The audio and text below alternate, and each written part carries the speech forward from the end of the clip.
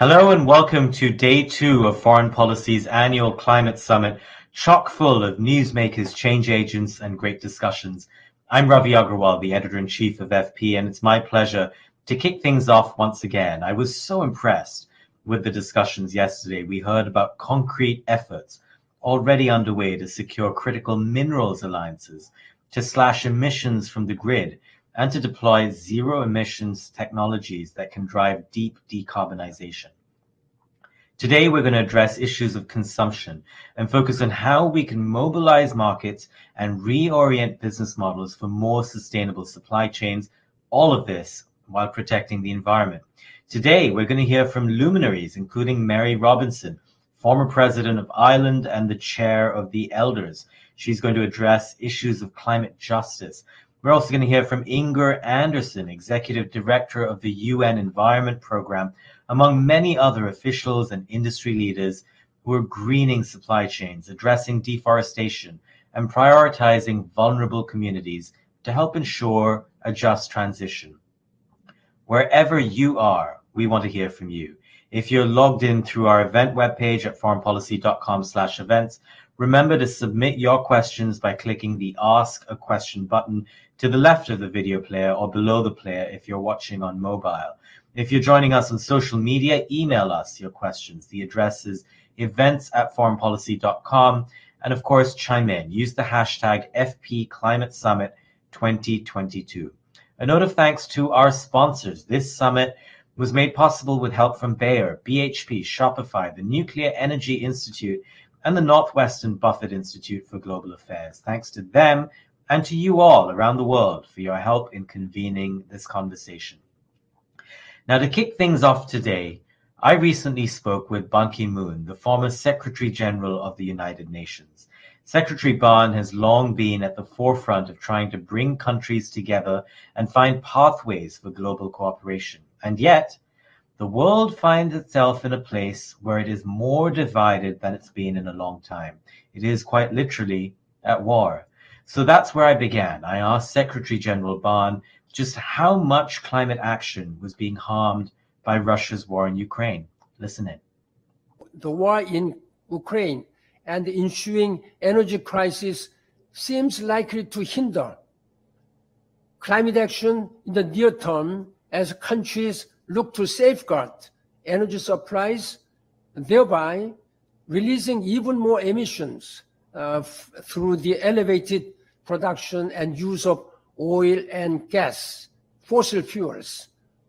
In this regard, I must express my very strong concern that Western governments are forsaking other humanitarian crises, including enormous hardship caused by climate change. For example, the US Congress recently approved $13.6 billion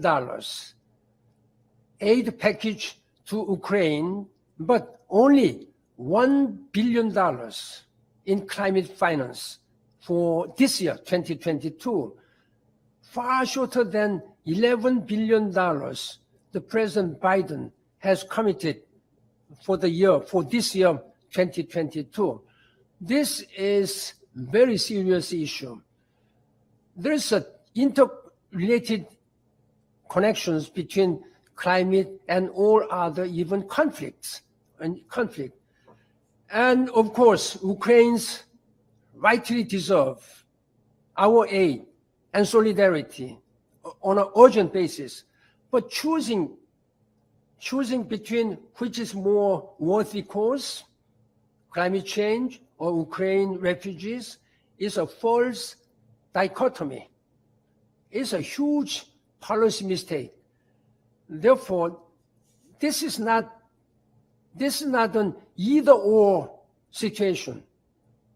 Let me ask you this. Yeah. What happens if the war continues for several more months? Because higher oil prices, and you understand the global economy so well, as oil prices go up, there are many companies around the world that want to drill more.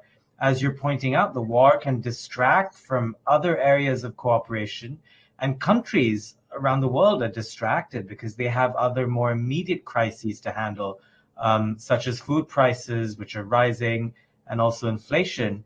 As you point out, this is a false dichotomy to say you can do one but not the other. But how do you convince countries to do more and to remember that climate change mitigation is an existential threat? Of course, there is always a limit in our resources, be it the financial or other energy resources.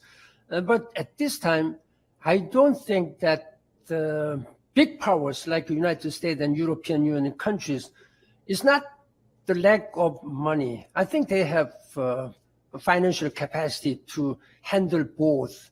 But I was very much concerned when I was told that European development ministers about a month ago had cut to give aid to Ukraine from their already committed climate adaptation or other resources. For example, I'm now chairing an international organization called Global Green Growth Institute, where United Kingdom is a founding member with the 43 member states.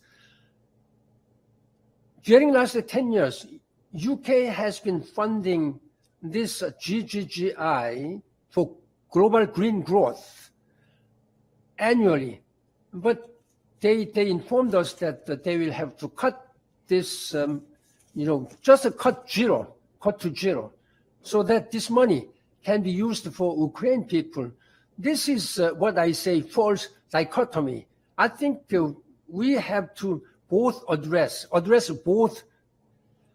I'm sure that this crisis in Ukraine will end someday. I hope soon with the solidarity of international community. But climate will continue.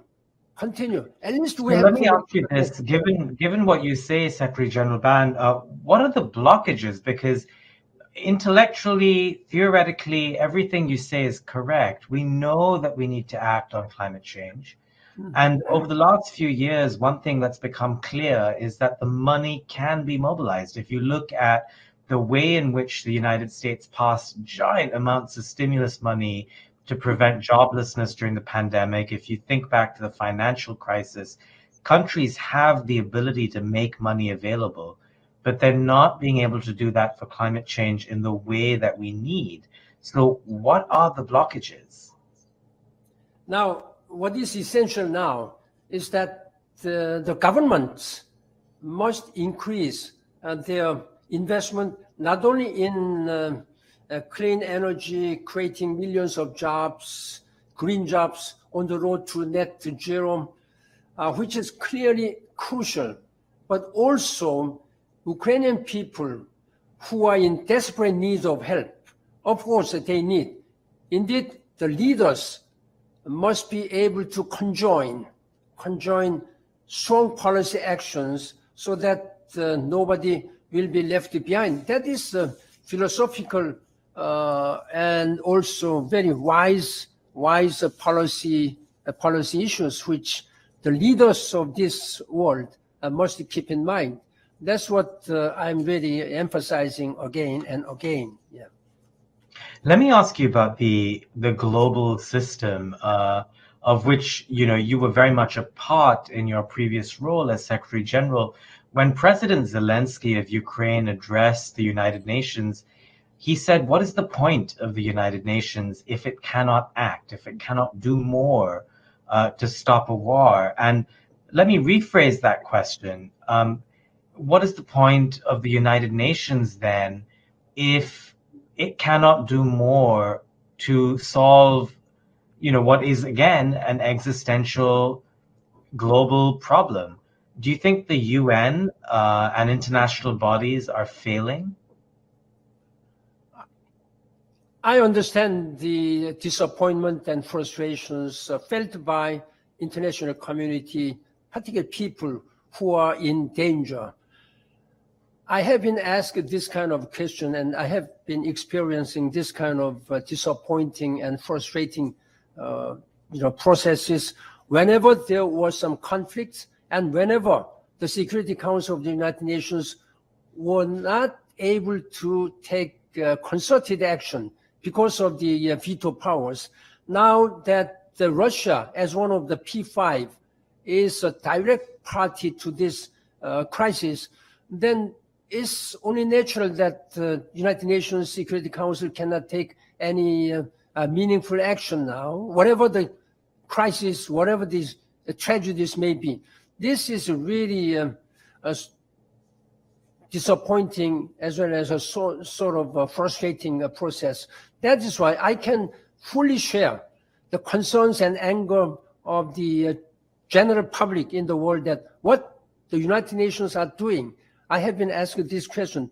But if you think the United Nations is not able and to find some other source, I think if you don't need United Nations at this time, you will have to establish another United Nations with a better governance structures. That's why many countries, member states of the United Nations have been speaking out that there should be reform of the Security Council, particularly how to refrain and how to use properly the veto power.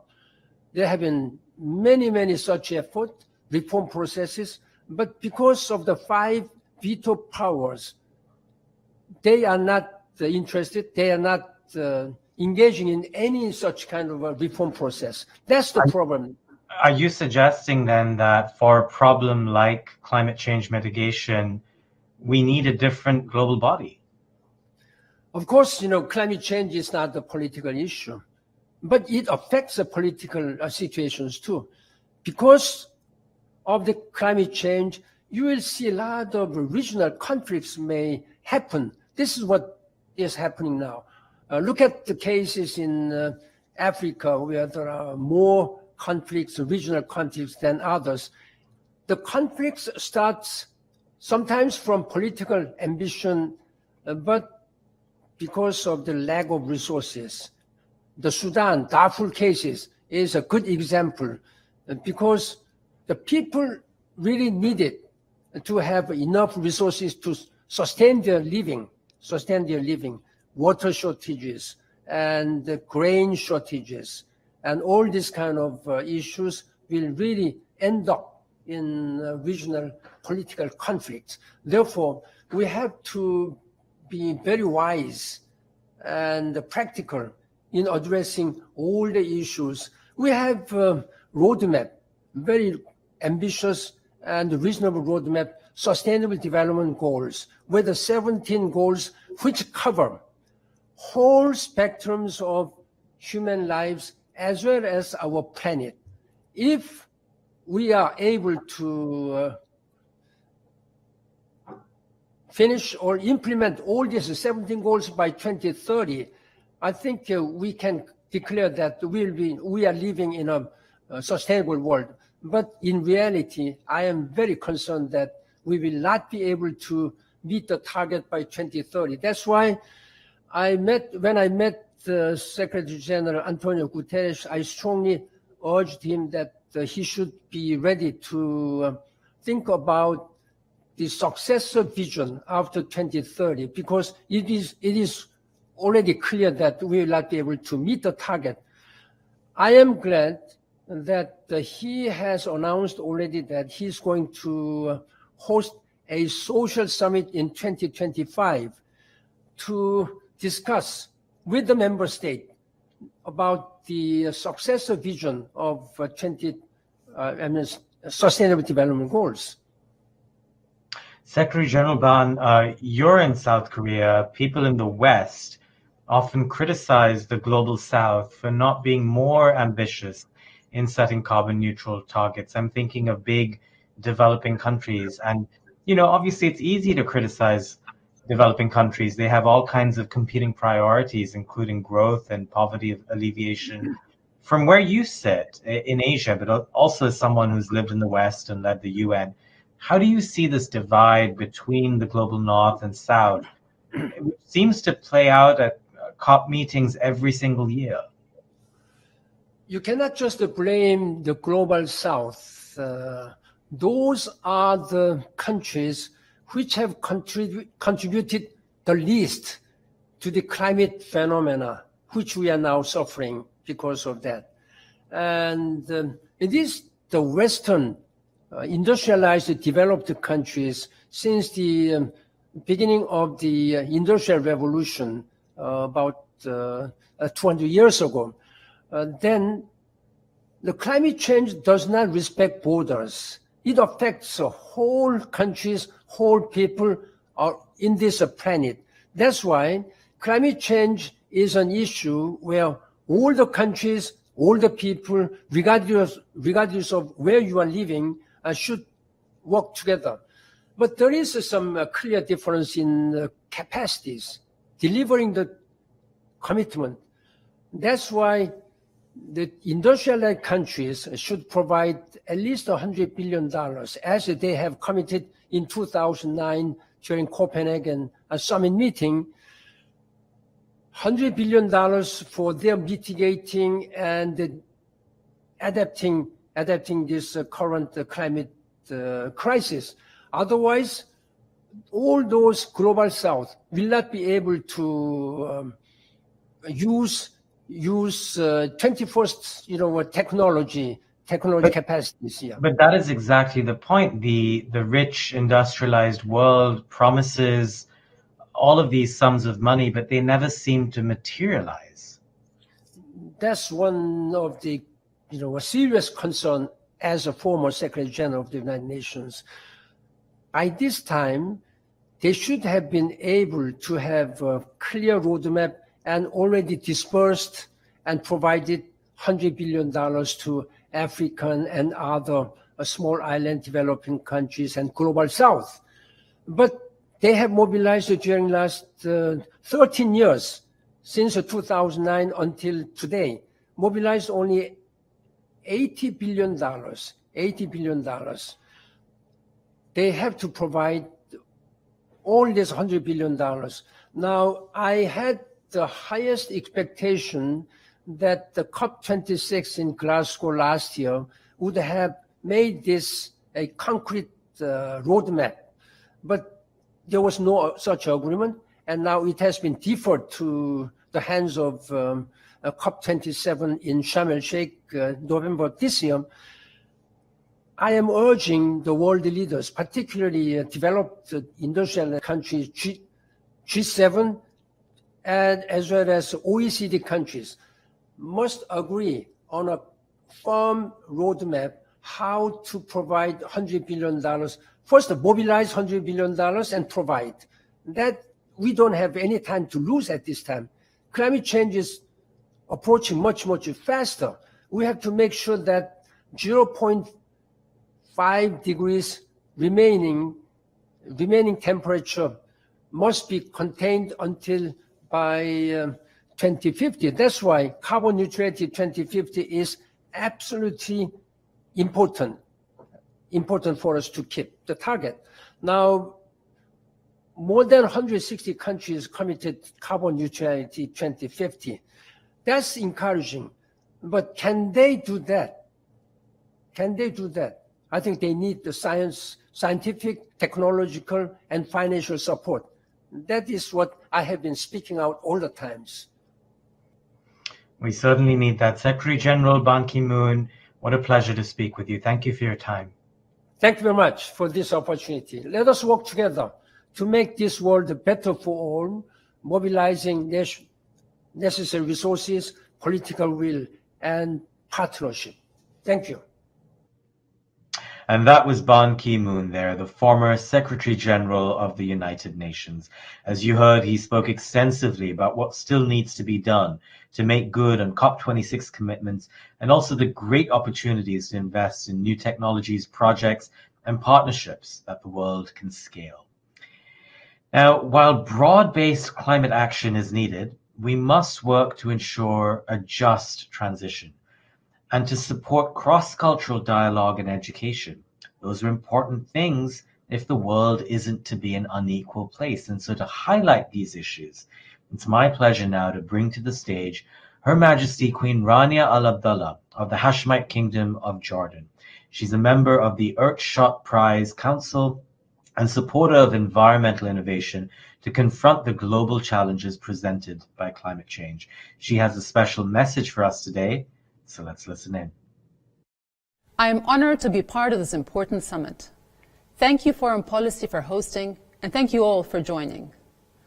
Earlier this month, NOAA scientists shared some alarming news.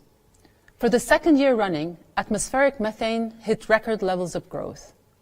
Experts think the rise is caused in part by increased rain over tropical wetlands.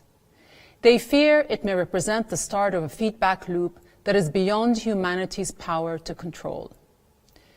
These loops are processes that can magnify or lessen the effect of climate drivers. And as you know, there are many of them within the climate system. But there's another kind of feedback loop that also deserves our attention. One that I believe will make or break our climate future. They're not chemical or physical. They're in our heads and in our hearts. These feedback loops are human. Earlier this month, the IPCC released its latest report on the state of our planet. The UN Secretary General summed it up. We're in a fast track to climate disaster. Maddeningly, this message doesn't seem to be bothering the people who could do the most to change it. But there is at least one group who are listening closely: our children. From Jordan to Brazil, Nigeria to the United States, young people around the world are worried. In a global survey of 10,000 children and young adults, 3 out of 4 said that the future is frightening. Nearly 40% are hesitant to have children of their own. More than half think the things they value most will be destroyed. More than half as well agreed with the statement, humanity is doomed. That breaks my heart, because despair can spark an unstoppable feedback loop too. If people don't believe anything can be done, it's easy to simply do nothing.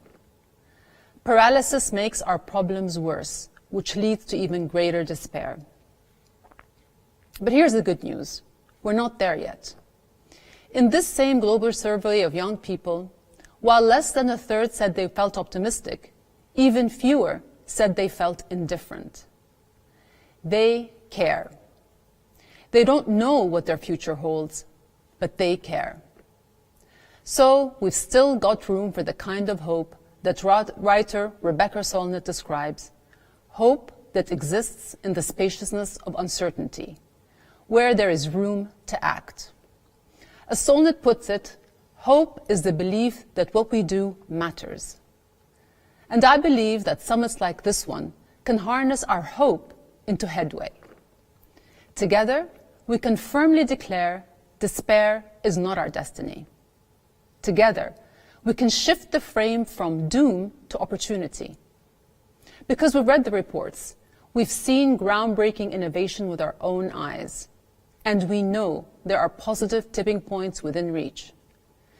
Thanks to the ingenuity of scientists, technologists, entrepreneurs, and policymakers, the price of solar panels has fallen tenfold in just 10 years.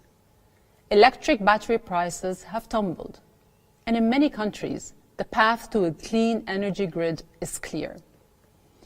In these ways and more, our progress has surpassed expert predictions. And every day, new solutions are emerging, solutions that inspire. I serve on the Council for the Earthshot Prize, which Prince William created in 2020. Our goal is to identify and celebrate these solutions so we can scale them up even faster. One of this year's prize winners was a young man named Gator Holpern. Gator fell in love with the ocean at an early age and chose to study environmental science. But by the time he reached graduate school, he said that he felt like he was writing the obituary of these ecosystems rather than helping them thrive. He couldn't accept that. So he and a friend developed a method to grow climate-resistant coral 50 times faster than it grows in the wild. Their efforts could help restore coral reefs in the Bahamas and around the world. Gator's energy is contagious. As he says, we remain committed to this work because failure is not an option. And that spirit is self-fulfilling. When we're determined to succeed, that's when game-changing creativity kicks in.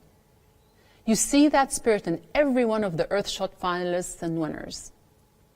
For example, in India, a startup called Takachar developed a device that bolts onto the back of a tractor, captures agricultural waste, and turns it into biofuel that farmers can sell at a profit.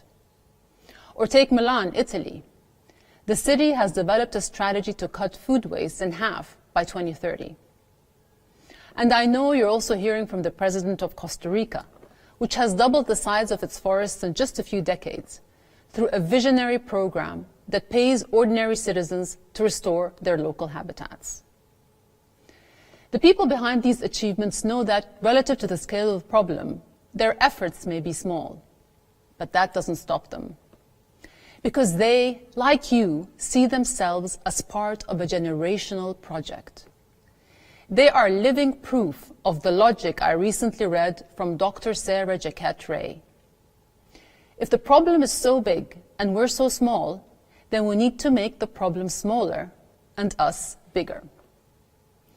By making a difference in whatever way they can, they aim to inspire others to act, to be the spark that ignites collective action and drives transformation.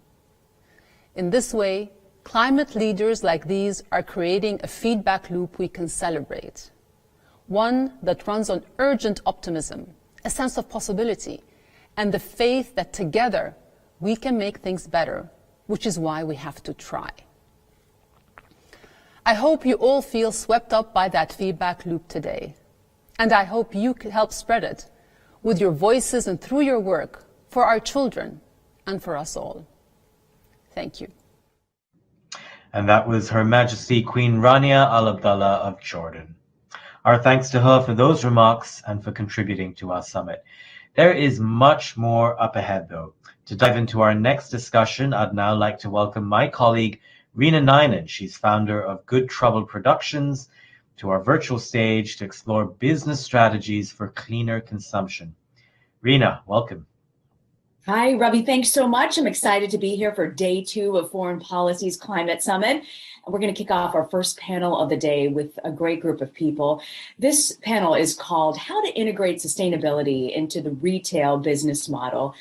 Last December, as we were talking about all of this, I went into my bathroom and brought back to you guys all of the plastic bottles, the shampoos, the conditioners, the face wash, everything that was inside of my shower, and asked our panelists, how can we do better? We're going to continue that conversation today, looking at retail and the business models. I'm joined by Stacey Kauk, who's head of sustainability for Shopify, William Neal, who's an advisor for the circular economy for the European Commission, and Rob Niven, who's chair and CEO of Carbon Cure Technology. Thank you all very much for joining us. So grateful to have you here. Stacey, I didn't know how to top off that shower moment of all those plastic bottles, but as I was walking my dog today, I couldn't help but notice it's garbage day, recycling day this morning, and all my neighbors had all of their Amazon boxes overflowing in the recycling bin. I wasn't going to bring it to you guys because I want to get rid of them fast enough because it reminds me of the big carbon footprint every time we order. But I'm just curious, how are retailers looking to address sustainability in retail outlets? Well, first, thanks for having me, and I'm really honored to be on this panel alongside William and Rob. So at Shopify, just to zoom out, Shopify is a leading global commerce company. We build trusted tools for entrepreneurs everywhere to start, grow, market, and manage a retail business of any size.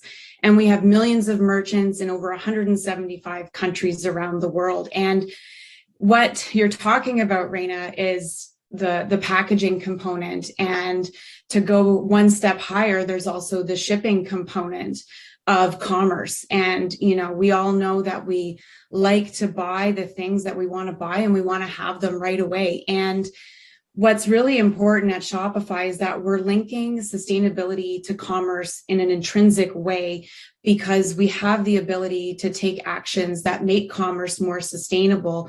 And this allows us to help consumers and small businesses protect the environment while still enabling them to drive sales and grow their businesses. And so we have several examples on our platform of ways that we look to address shipping. With our Shop Pay feature, which is one of the first carbon neutral ways to pay, it's a one-click checkout. And with every purchase, we're funding carbon removal projects to counteract 100% of the delivery emissions from every order that's placed using Shop Pay. And what's really exciting at Shopify is we have many merchants who are sustainability focused, and they sell through our platform and are able to leverage our tools to minimize shipping emissions. But I'll give you a couple of examples. A merchant called Bathing Culture, they sell organic and biodegradable products, and they've also committed to no new plastic, and they use 100% recycled plastic for their packaging and shipping. And then there's even a merchant who's called Package Free, and they sell everything that is created or curated to reduce individual trash. And so they've eliminated single-use plastics, and all of their products can either be reused, refilled, composted, or recycled. And these are just two of the examples of merchants and entrepreneurs on our platform that are pushing the boundaries to make commerce more sustainable.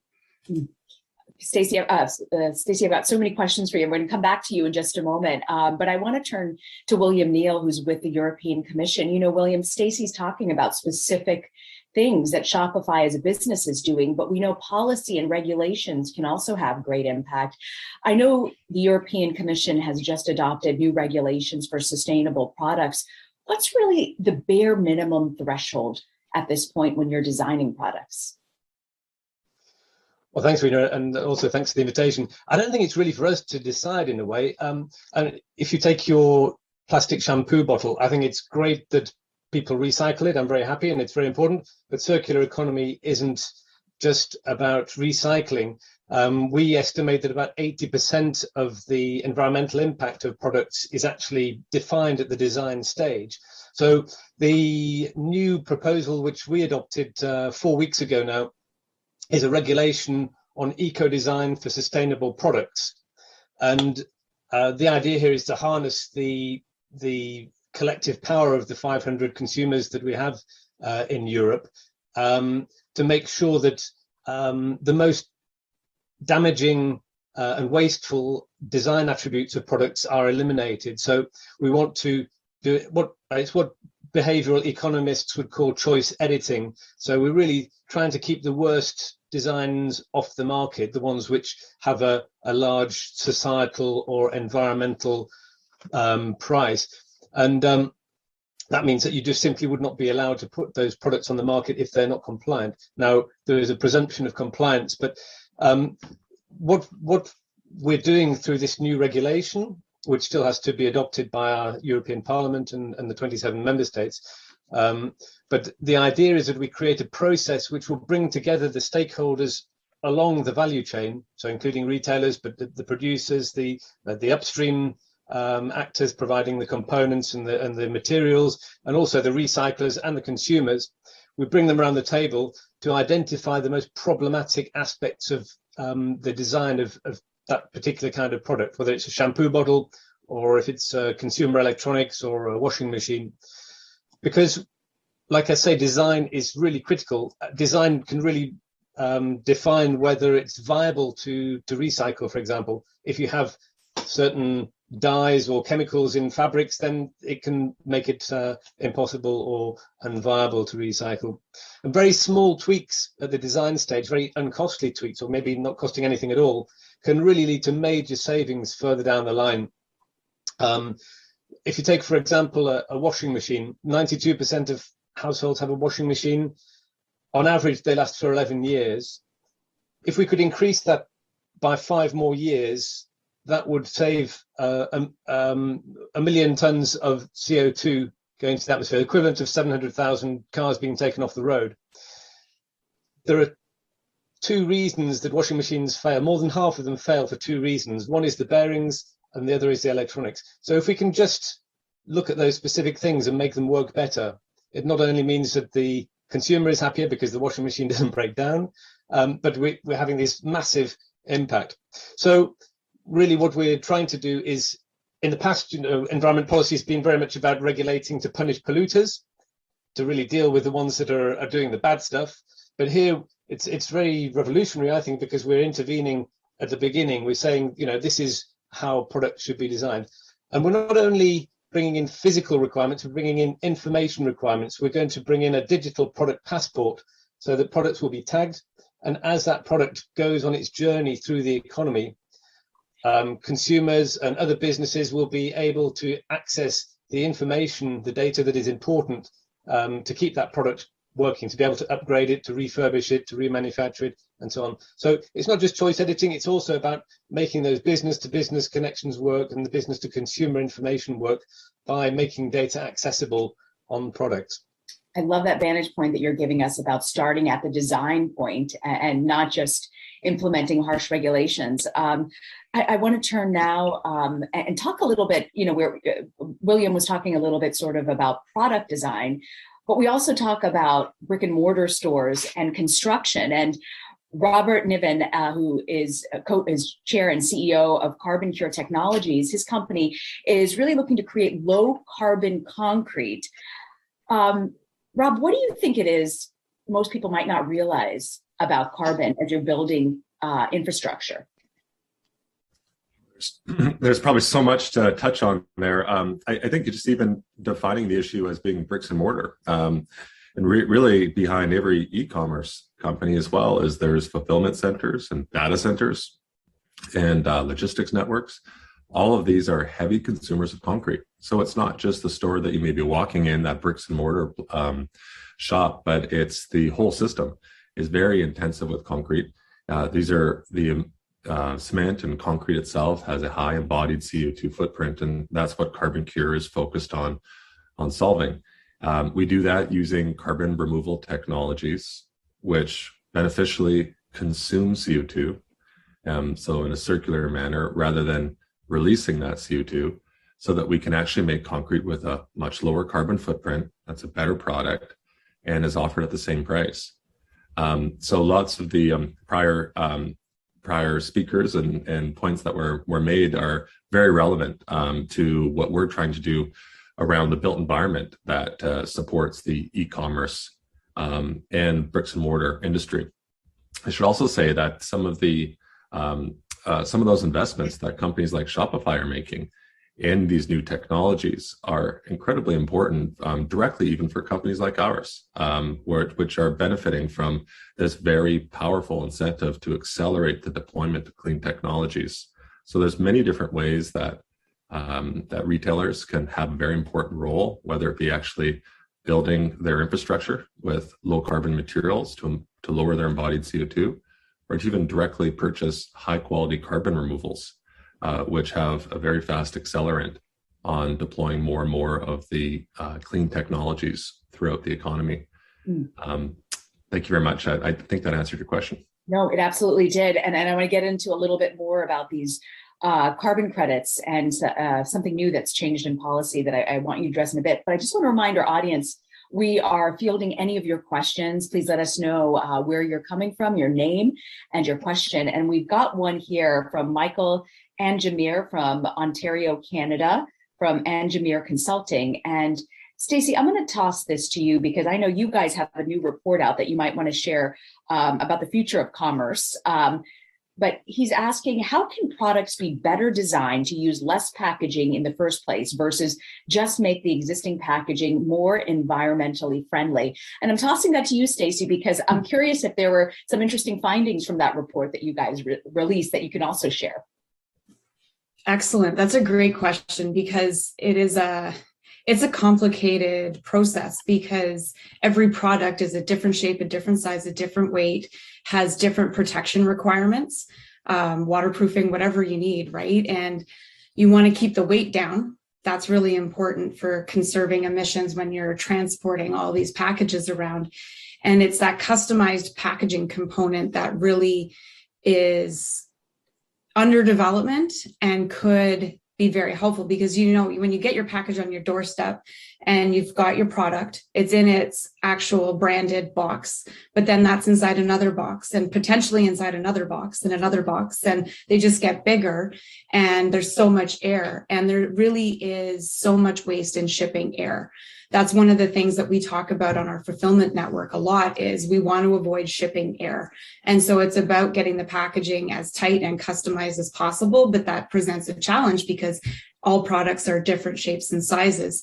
But one important thing that Shopify is able to do as the connection between the buyer and the merchant is to create a high fidelity shopping experience where, you know, the picture of the carpet or the rug that you're shopping for that you see on your phone in your hand in your house is as consistent color-wise and texture-wise as possible to the carpet that's actually in the merchant's warehouse that they took a picture of, uploaded, it was compressed, put into packets, sent through the internet, put on a server, put back together, and then, you know, lasered down onto your phone. How do you know that that's going to look good when it shows up on your doorstep?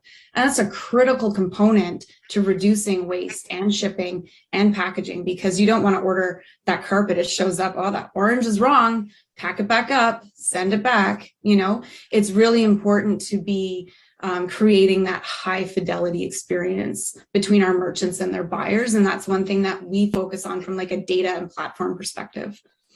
Stacey, I'm curious, you guys released the future of commerce. We know that under this pandemic, so many more people turned to online shopping just because it was really a necessity. What are you noticing when it comes to buyer preferences and trends? And I'm curious how it's also affected generationally.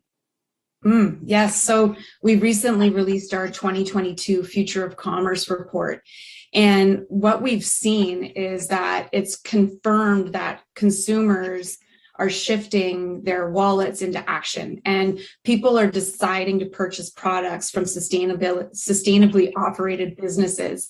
And we found that nearly half of customers choose to buy from brands that have a clear commitment to the environment, to climate and sustainability.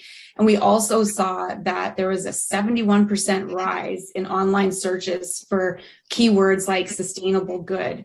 And that's been a big increase since 2016. And we've noticed that that trend has been more prevalent in high-income countries like the United Kingdom, the United States, or Canada.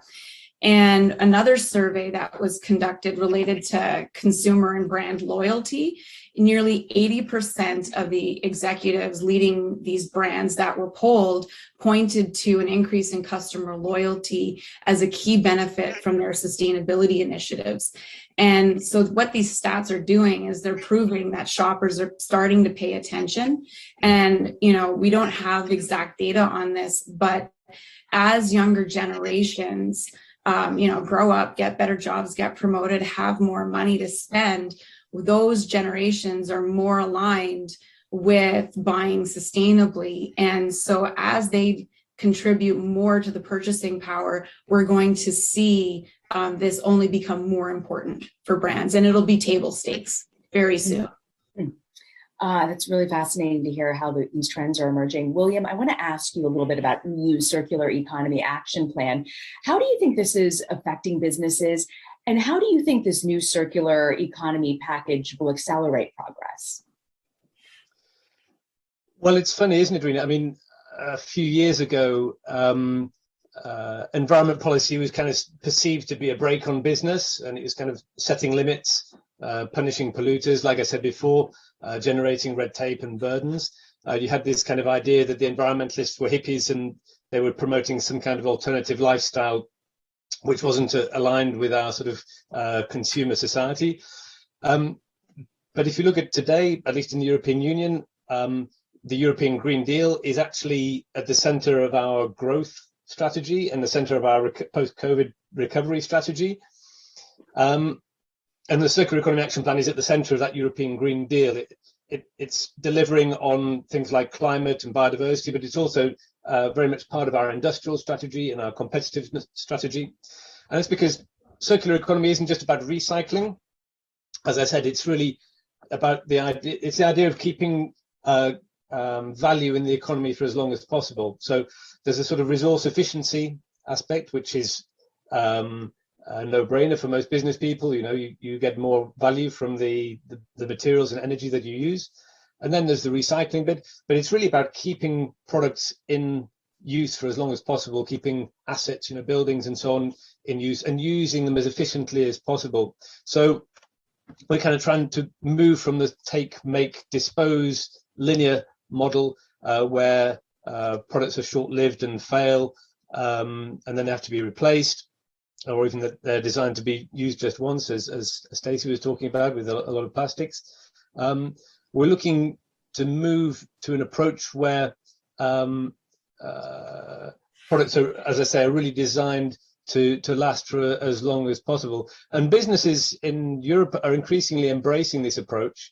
They see that if you're talking about retaining value, where there is value, there are potential profits. That doesn't mean that it's very easy for a business to know how to go circular, and we're working on that. But we are moving beyond a time where we had sort of an enthusiastic minority of kind of disruptive, innovative businesses that are trying to bring in circular approaches, to one where it's really being mainstreamed, and a lot of the incumbent businesses are doing so. And I think that retailers actually have an important role to play in this, because they are at a key moment in that value chain. Not only are they selling products, so they have to think about what they sell and how they sell. They have to think about how they communicate to their customers. But I also think that they have to think about how much they sell. That's a difficult one. It's maybe not intuitive for traditional retailers. Think, maybe we need to sell less. But we need to look at business models where you maybe sell something as a service rather than as a product. So there's no sort of exchange, but you keep that contact with the customer. You could sell the performance of a product. There are many circular business models which do involve a change, but they do have a business case. They are working in many instances. And as we see this global acceleration in material use, energy use, we see the climate crisis. It's not enough just to be thinking about using renewables and having sort of energy efficiency in your buildings and so on. You have to think about other ways of consuming, and retailers really have an important role in bringing in those business models. We're trying to help that kind of thing through the Circular Economy Action Plan. We're trying to advise businesses how they can do it, but it's not easy. It's as I say, it's not something that you necessarily learned when you did your MBA. No, you're absolutely right. And holding these companies accountable, Rob, I want to ask you a little bit about it. There was a pretty big change just this past March of this year that the Securities and Exchange Commission announced a proposal requiring, if you're a publicly traded company, you have to make climate-related disclosures to investors. It's part of organizations trying to figure out ways, how do we measure, how do we report our ESGs, the environmental, social, and governance impacts. So I'm just curious how you think this change might offer accountability and what you're seeing in this industry. Yeah, it's a very good question. I mean, we have similarly in Europe, we have the non-financial reporting. I apologize, William. I was tossing that to Rob. I think I might have said William. Sorry. Yeah. Yeah. No problem. Yeah, actually, we certainly took notice of that as well. And I think that even builds on William's point as well, is for any responsible procurement to happen, you need to have good reporting. So good, transparent reporting on what are the actual attributes of what you're buying. Otherwise, it's nearly impossible to make purchasing decisions or set procurement policy, which is critically important to decarbonize concrete, and certainly also to make investments. So all of this information can roll up together. It's based upon life cycle assessment. And certainly in our industry, we've already got started with that, excuse me, with things called environmental product declarations. So architects and engineers are already asking for this information so they can make responsible design decisions. What's really interesting is that you can actually take a lot of the same information that's already been collected, repackage that, and be able to use that for a different stakeholder group, which would be investors that are using the same type of information to make a decision. And going back to concrete again, is concrete is this sort of SEC reporting is not only impactful for companies that make and sell cement and concrete, but concrete is usually a significant contributor to just about most companies in their Scope 3 emissions. So scope 3 are their supply chain emissions. So being able to have a preferably digital means on very efficiently and in real time reporting this information so that we can meet the needs of all of these different stakeholders is critically important. And actually, this is something that CarbonCure is really turning our attention to right now, is providing this type of real-time, high-fidelity reporting on the actual environmental impacts of concrete, so that we can meet the needs of all these different stakeholders. So a great question, very, very topical and important for policy setting and many other decisions. Yeah, I wasn't aware of that until I started doing the research and realized that it had just come down. Stacey, I want to ask you though, we're hearing about these standards that are set. William talked a little bit about, building up the design and the concept of the circular economy. Well, beyond sort of these expected sustainability measures, what else do you think companies could be doing? That's a great question, because it's so important that you're focused on measuring and understanding your corporate carbon footprint. It's really important to do that so that you can identify what levers you have available to you in your business in order to reduce your emissions, which is critical. So alongside decarbonization of your business, it's also important to be thinking about, well, what are we going to do after we've draw down our emissions as much as we possibly can? Because there's going to be a delay in our ability to be completely zero emissions operations, because we're waiting for technology to advance to decarbonize the electricity grid fully, to decarbonize shipping and transportation, to decarbonize the building sector and the concrete sector, for example. These are very tough sectors to have emissions reductions that get you to zero. It may not even be possible. And so what we're doing at Shopify, alongside deep emissions reductions, we're also focused on investing in carbon removal, investing in technologies like CarbonCure, who are developing these solutions to actually draw down CO2 from the atmosphere and lock it away for the long term. And so this is different than like a traditional offset where we emit 10 tons of CO2 into the atmosphere from shipping packages or whatever it is. And then we pay somebody else not to emit 10 tons as well, but there's still 10 tons in the atmosphere, right? So we're investing in the solutions that actually go out and draw down that emission so that from the atmosphere's perspective, you're back to zero. And, the recent IPCC report was very clear that even if we stopped our emissions today, we've still emitted too much global warming. We'll still march on. So we need to also, alongside emissions reductions, begin investing in technologies and solutions that will actually go draw down the atmospheric concentration of CO2 and other greenhouse gases, because we've already gone too far. But all that to say, there's a lot of discussion around, well, shouldn't all of the money be going into emissions reductions, because that's super critical at this point. And I would say that we need to pay attention to doing both, because if we put all of the money into emissions reductions right now and spend nothing on trying to develop and scale carbon removal technologies, when we get to 2030, when we've done our emissions reductions work, there's going to be nothing to turn on. There's going to be no technologies available to us. So we need to really pull the future forward by making investments today in carbon removal. And so we're doing that at Shopify through our sustainability fund, as well as joining and launching an advanced market commitment called Frontier alongside a few other partners, where we're committing to spend $925 million together on carbon removal. William, I'm still fascinated as we were discussing sort of the design and starting early on in there in that process. I'm just curious, you were talking a little bit sort of about how so often businesses look at these regulations and it can be very onerous and hard sometimes for them to play ball. But what do you think when it comes to policy framework that's voluntary? What do you think needs to be done from a policy perspective in the EU, in the US as well, and elsewhere to really, accelerate action to make sure that these measures have teeth and to hold these companies accountable? What do you feel is really working?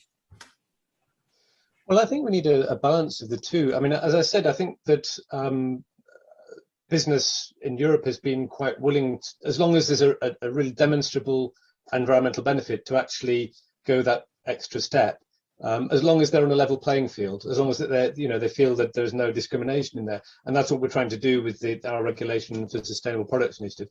But as I said, that's kind of choice editing. It's really keeping the worst off the market. We also need to reward the best players. We need to actually make sure that the system is working not just to keep the worst off the market, but actually to push the best. And a lot of voluntary approaches are very useful, but they quite often don't work. We see, for example, we have about 400 environmental labels in Europe, and consumer cynicism has grown to such an extent that we are now going to bring in later this year a green claims directive, which will mean that any claim that a product is green will have to be backed up by a life cycle footprint methodology. We're bringing in things like a right to repair, so that we are having a regulatory approach, but it's around the sides. It's trying to sort of deal with the gaps that are left by those voluntary approaches. Another good example, Stacey was mentioning packaging. We have minimum requirements, we have essential requirements, but we also are encouraging extended producer responsibility organizations, so that the producers of the packaging pay into the recycling. They pay for the recycling of their own product, but it's modulated. So we call it eco-modulation, so that the more difficult to recycle products you pay a little bit more for. So you're kind of internalizing those costs. So we're playing with regulation. We're playing with making the market work in more sustainable ways. And we're also underpinning a lot of the voluntary approaches. The digital product passport, Rob was talking about the importance of phase 3 and being able to report on the carbon footprint and other footprints of the materials and components that are going into your product when you put it on the market. The digital product passport is really designed to take that information and attach it to the product in a sense through a scannable tag, so you can track and trace it, and that will help the reporting. It will help a lot of voluntary approaches which can be built on the top of that sort of regulatory requirement to have that tagging and so on. So we're trying to make the markets work better. We're trying to make the economics work. We're trying to sort of work with business to try and push things in the right way, rather than this, as I said at the beginning, this sort of punishing polluters approach where it's the environment against business. I think that I hope that we're really getting away from that approach. You're right. It just really struck me when you said that earlier, that it does feel like it's sort of these movements versus business, and you're either on one side or the other. Rob, I want to ask you a little bit more about concrete, because, it really is a hard sector to decarbonize. I know your company's got some incredible technology, but when it comes to buildings, which, the creation of just putting up a building, but forget just the electricity and everything else that it costs. But, researching this, I was really fascinated by how much just building something leads to a significant carbon footprint. How do you think an industry like yours can make it to net zero? What do you believe will get them on that path, and what's working?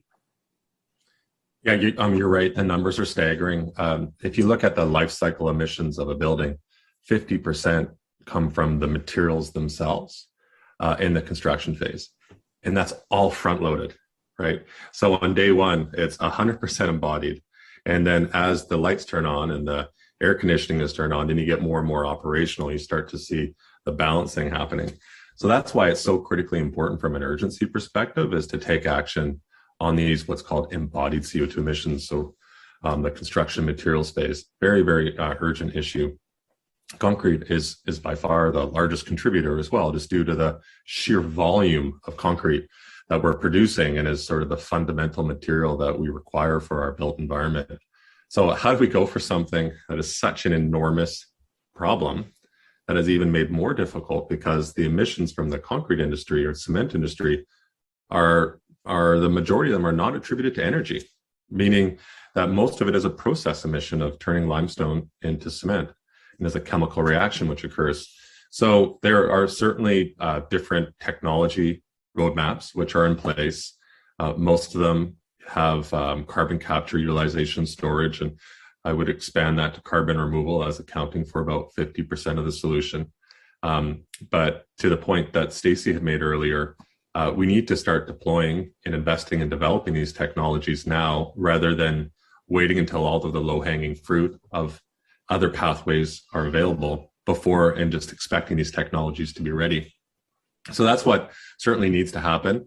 And that is happening. And those are things that the industry and companies that are technology companies like ours are able to control ourselves is making these investments.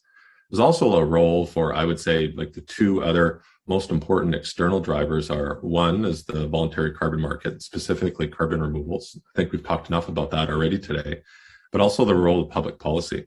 And just due to the session that we're at today, I think it might be relevant just to mention that the momentum that we're seeing right now is very encouraging around procurement policies, and specifically green concrete procurement policy.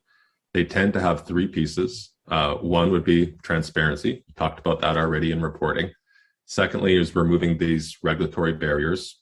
So moving from prescriptive to performance-based standards. We should be buying concrete with the engineered requirements of that concrete being stated, not how to make the concrete. Policymakers know less about how to make concrete than concrete makers, of course, but they need to be able to define what the material needs to do. And then finally, create some kind of incentive structure. And what's really interesting about concrete is that while it is the sort of the essential material for our modern and society around us, is that the actual cost of concrete going into infrastructure development is insignificant, but it accounts for such a large amount of the carbon footprint. So by making very small price premiums off of a very small percentage, is you can actually move from the dirty option, which may be the most familiar option, to options that have a far greater impact. And then you can really seize those opportunities to decarbonize because they're very low-hanging fruit. Many solutions like our own as well are actually cost parity. So there really is no economic disadvantage in doing so, but it's just a matter of making the market signal. We want and we prefer low carbon materials. The industry needs to hear that. Otherwise, it won't prioritize it. So it's not just sticks, but it's also carrots when it comes to policy. That's interesting. And both you and William also saying the importance of that. I love that. Not just sticks, but also carrots. Stacey, I want to give you the last word. We've got about 90 seconds or so left.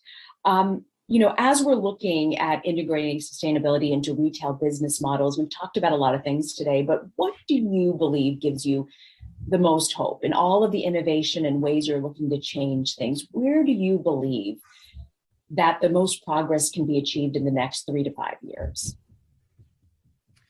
Well, since I started working in the retail space back in early 2020, pre-pandemic, I've seen so much change in the climate sector, in the retail sector when it comes to sustainability and awareness.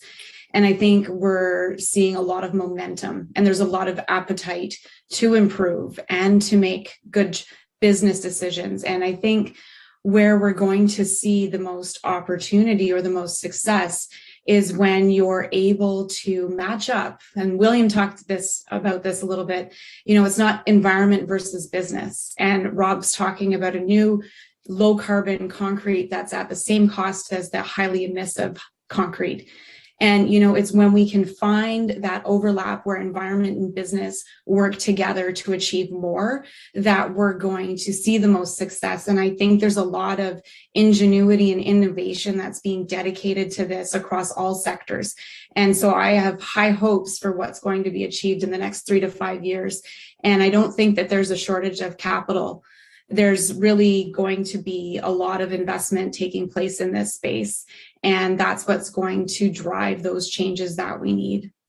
That's wonderful. Stacey, I want to thank you. I want to thank Rob, and I want to thank William.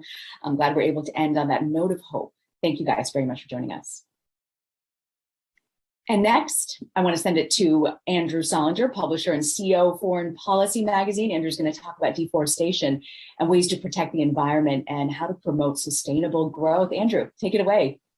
Thanks, Rena, and thank you for a fantastic discussion. I need to tell you, I too was walking my dog this morning, and it is trash and recycling day here in my town. And again, stacked up Amazon boxes all over, blowing across the street. So I'm so glad that you brought that up, and this was a fantastic discussion. Thank you for leading it. Thank you, Andrew.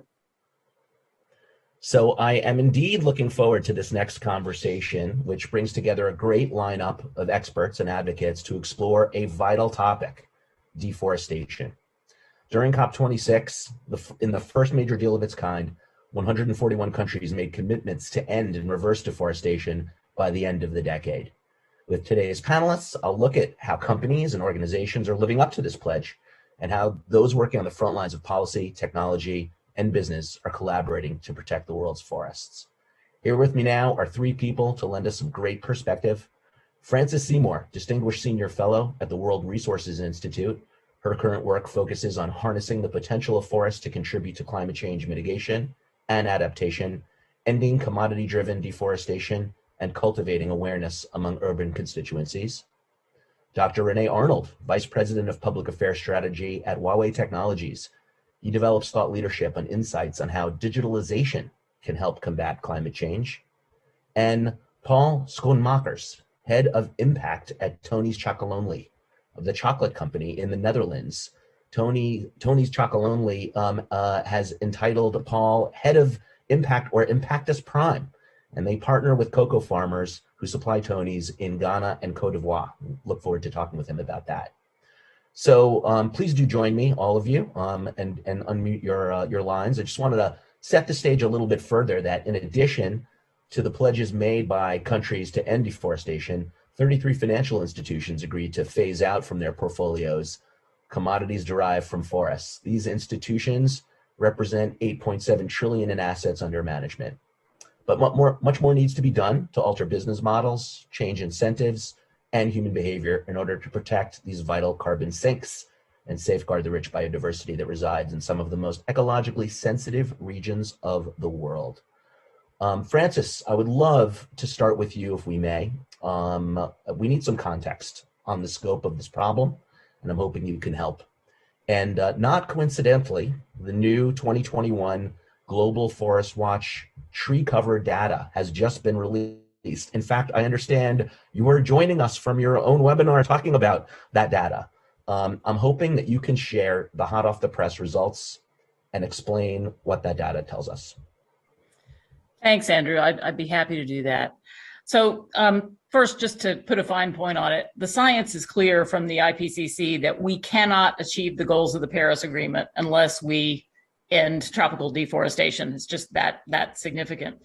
And we now, with this year's data, have 20 years of data on global tree cover loss. So we can see not only what happened last year, but how it fits into a pattern of the last 20 years.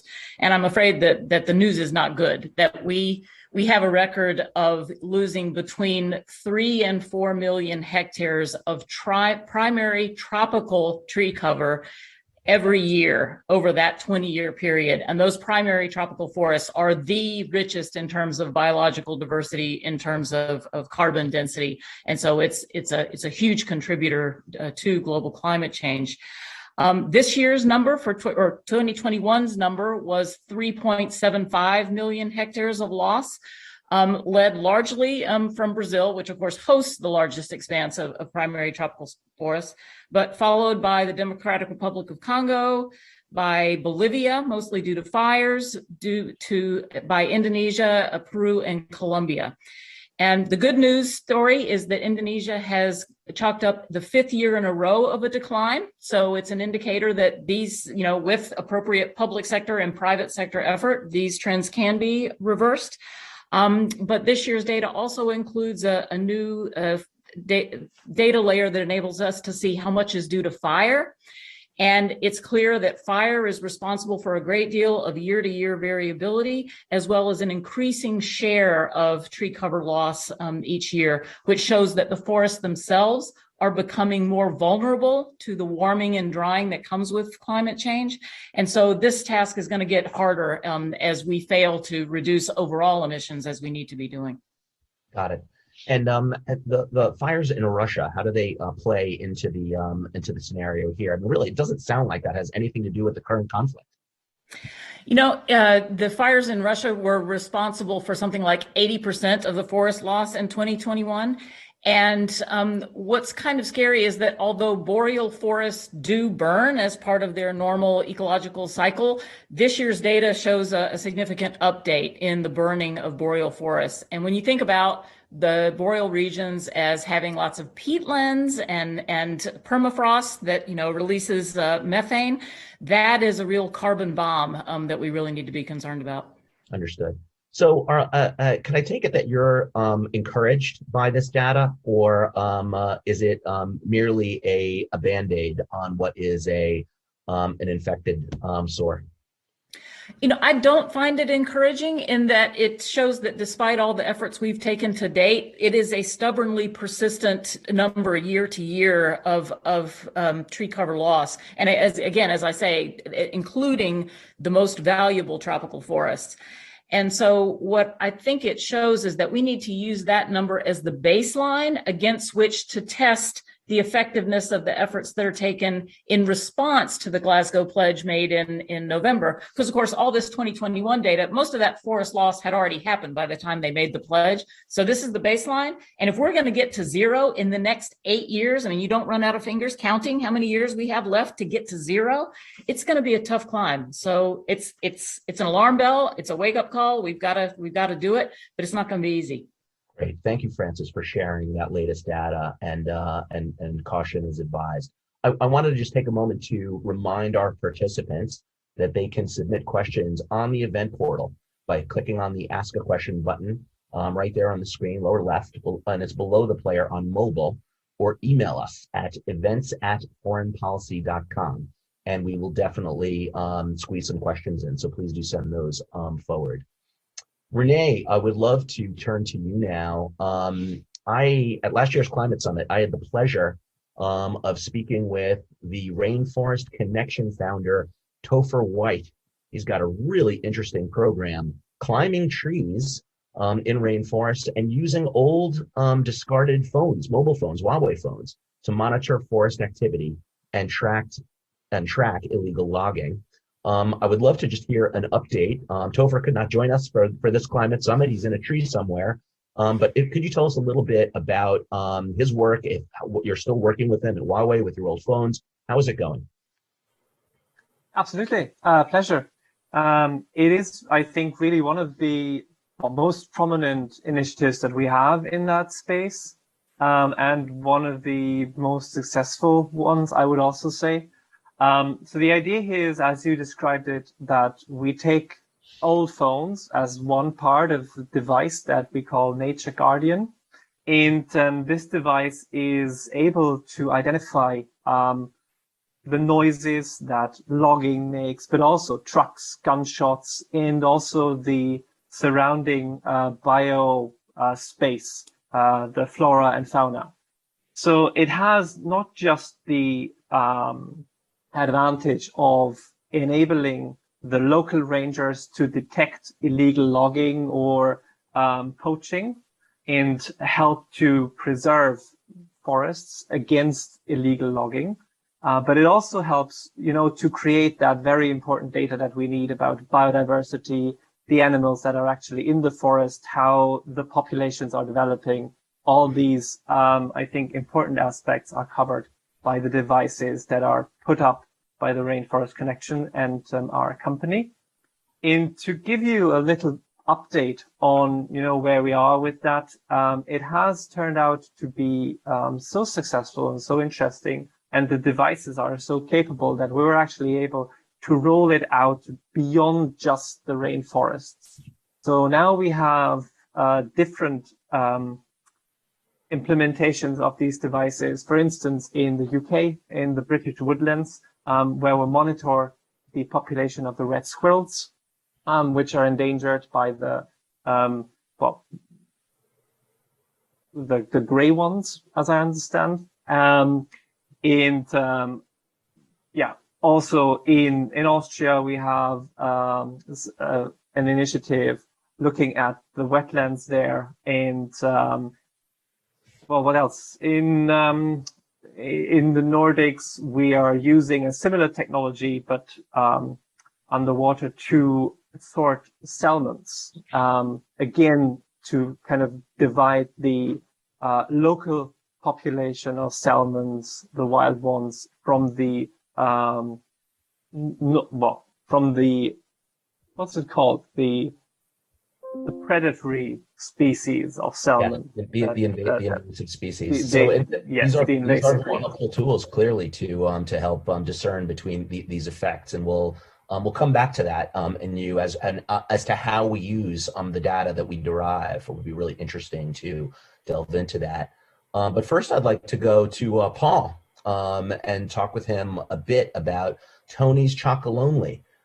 For those not familiar, it's the hot new chocolate brand. I am a consumer, but Paul, Tony's has made some of these impact efforts really the center of the business. I'd love to explore that with you, because the clear tension that exists is between environmental protection and economic development. We actually already have a few questions coming in that speak to this exact issue, which we'll field in a minute.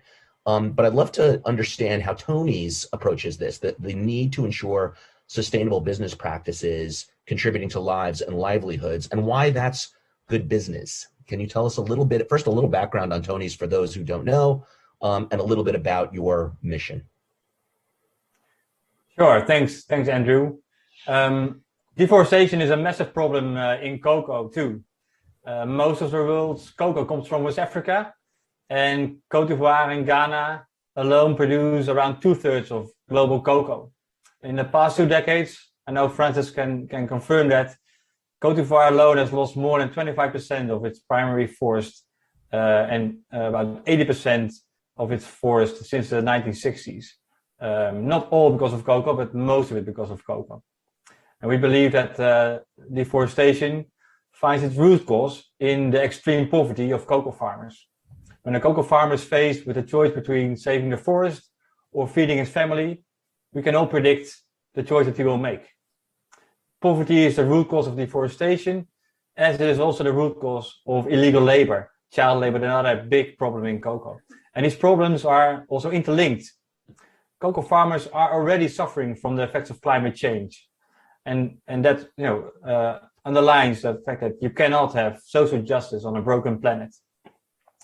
But Tony Chocolonely exists to change that. We create awareness, lead by example, and inspire to act. We're an impact company that makes chocolate, and not the other way around. Our entire business model is geared to changing the norm in the chocolate industry. We're mission first and chocolate second. And we see money as a means to an end, not a goal in itself. And through our business model, we want to show that change is possible. We've built our cocoa supply chain on 5 sourcing principles. 1, all the cocoa that we use for our chocolate is fully traceable back to the partner corporates that we work with and their members. We pay the living income price for the cocoa that we buy, so farmers can escape poverty. We engage in long-term business relationships, so farmers are also guaranteed offtake at that higher price and can invest beyond just 1 season. And on top of that, we invest in stronger farmer organization, cooperatives, so farmers are strong together. And through them, we support farmers to professionalize. With our partner co-ops, we've mapped all the plantations of their members, and they record all individual deliveries that come from that plantation. And we make sure that that data is actually owned, not by us, but by the cooperatives. So they maintain that data on behalf of their membership, and they can use that to give more transparency on the supply chain. So we know exactly where our cocoa is coming from. We actively monitor for illegal deforestation. And next to that, we measure our carbon footprint from bean to bar, or in the more technical jargon, in scope 1, 2, and 3. And where we cannot reduce our footprint, we offset and we try to compensate. But we also engage with farmers to tackle the immediate effects of climate change in their plantations, for example, by helping them plant shade trees that improve the microclimate, increase productivity of cocoa on the plantation, and of course also capture carbon on the way to it. That's fantastic. Thank you for outlining that. And I want to, I have some show and tell that I want to share here. This is just to prove to you that I am a consumer. This is a Tony's bar. It's delicious. You should try. And I'm going to let you take a look at this label. And it speaks very clearly that this is 100% slave labor free chocolate. And I'm showing you that because I want to challenge Paul and ask about the business. That's great that you're an impact company that also produces chocolate. Does that help you sell chocolate? So we see the other way around. So we want to change the industry. Tony's Chocolate was set up by a group of journalists that found out of the wrongs in cocoa. And we see selling chocolate as a means to that end. So the more chocolate that we sell, the more cocoa beans that we can buy, and with that, the more impact that we can have on the lives of cocoa farms that supply to us. That's I think how we see it. Often we are referred to as a social enterprise, and then companies say, well, that's easy for you to do. You're different, a small company and a social enterprise.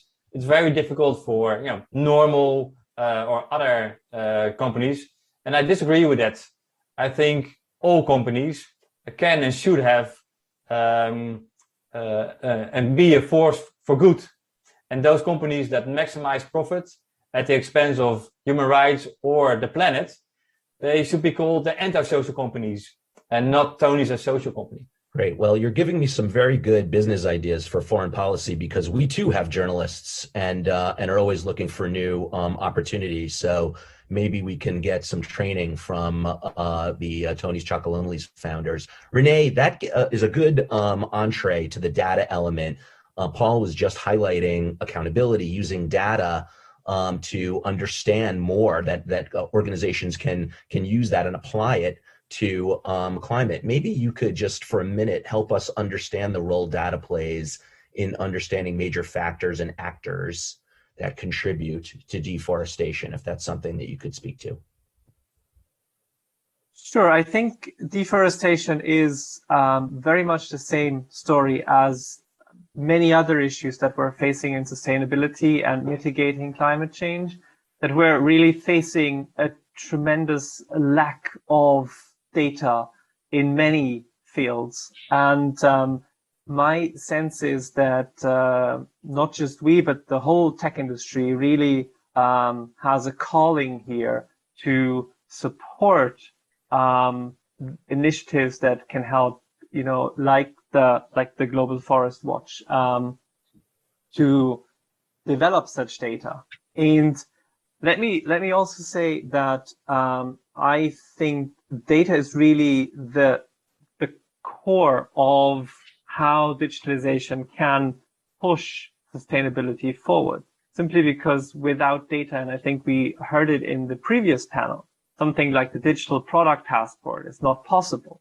But that information is really crucial in defining and designing and knowing where the pain points are to ultimately solve them and get ahead of the curve and address the challenges that are there. Great, thank you, Renee. And I'd love, Francis, to come back to you on this, since we were talking about Paul's work and the farmers in West Africa. Maybe you could talk for a minute, if you would, about the role of commercial agriculture in this issue. We actually have a question from the audience on this issue on just speaking to palm oil and recommendations for reducing that. And I know that's the subject of a legislation working its way, a deforestation bill working its way through U.S. Congress right now. Tell us a little bit, if you would, your knowledge and understanding of commercial agriculture, and you could even extend that to other extractive industries, infrastructure, if you like, in driving deforestation.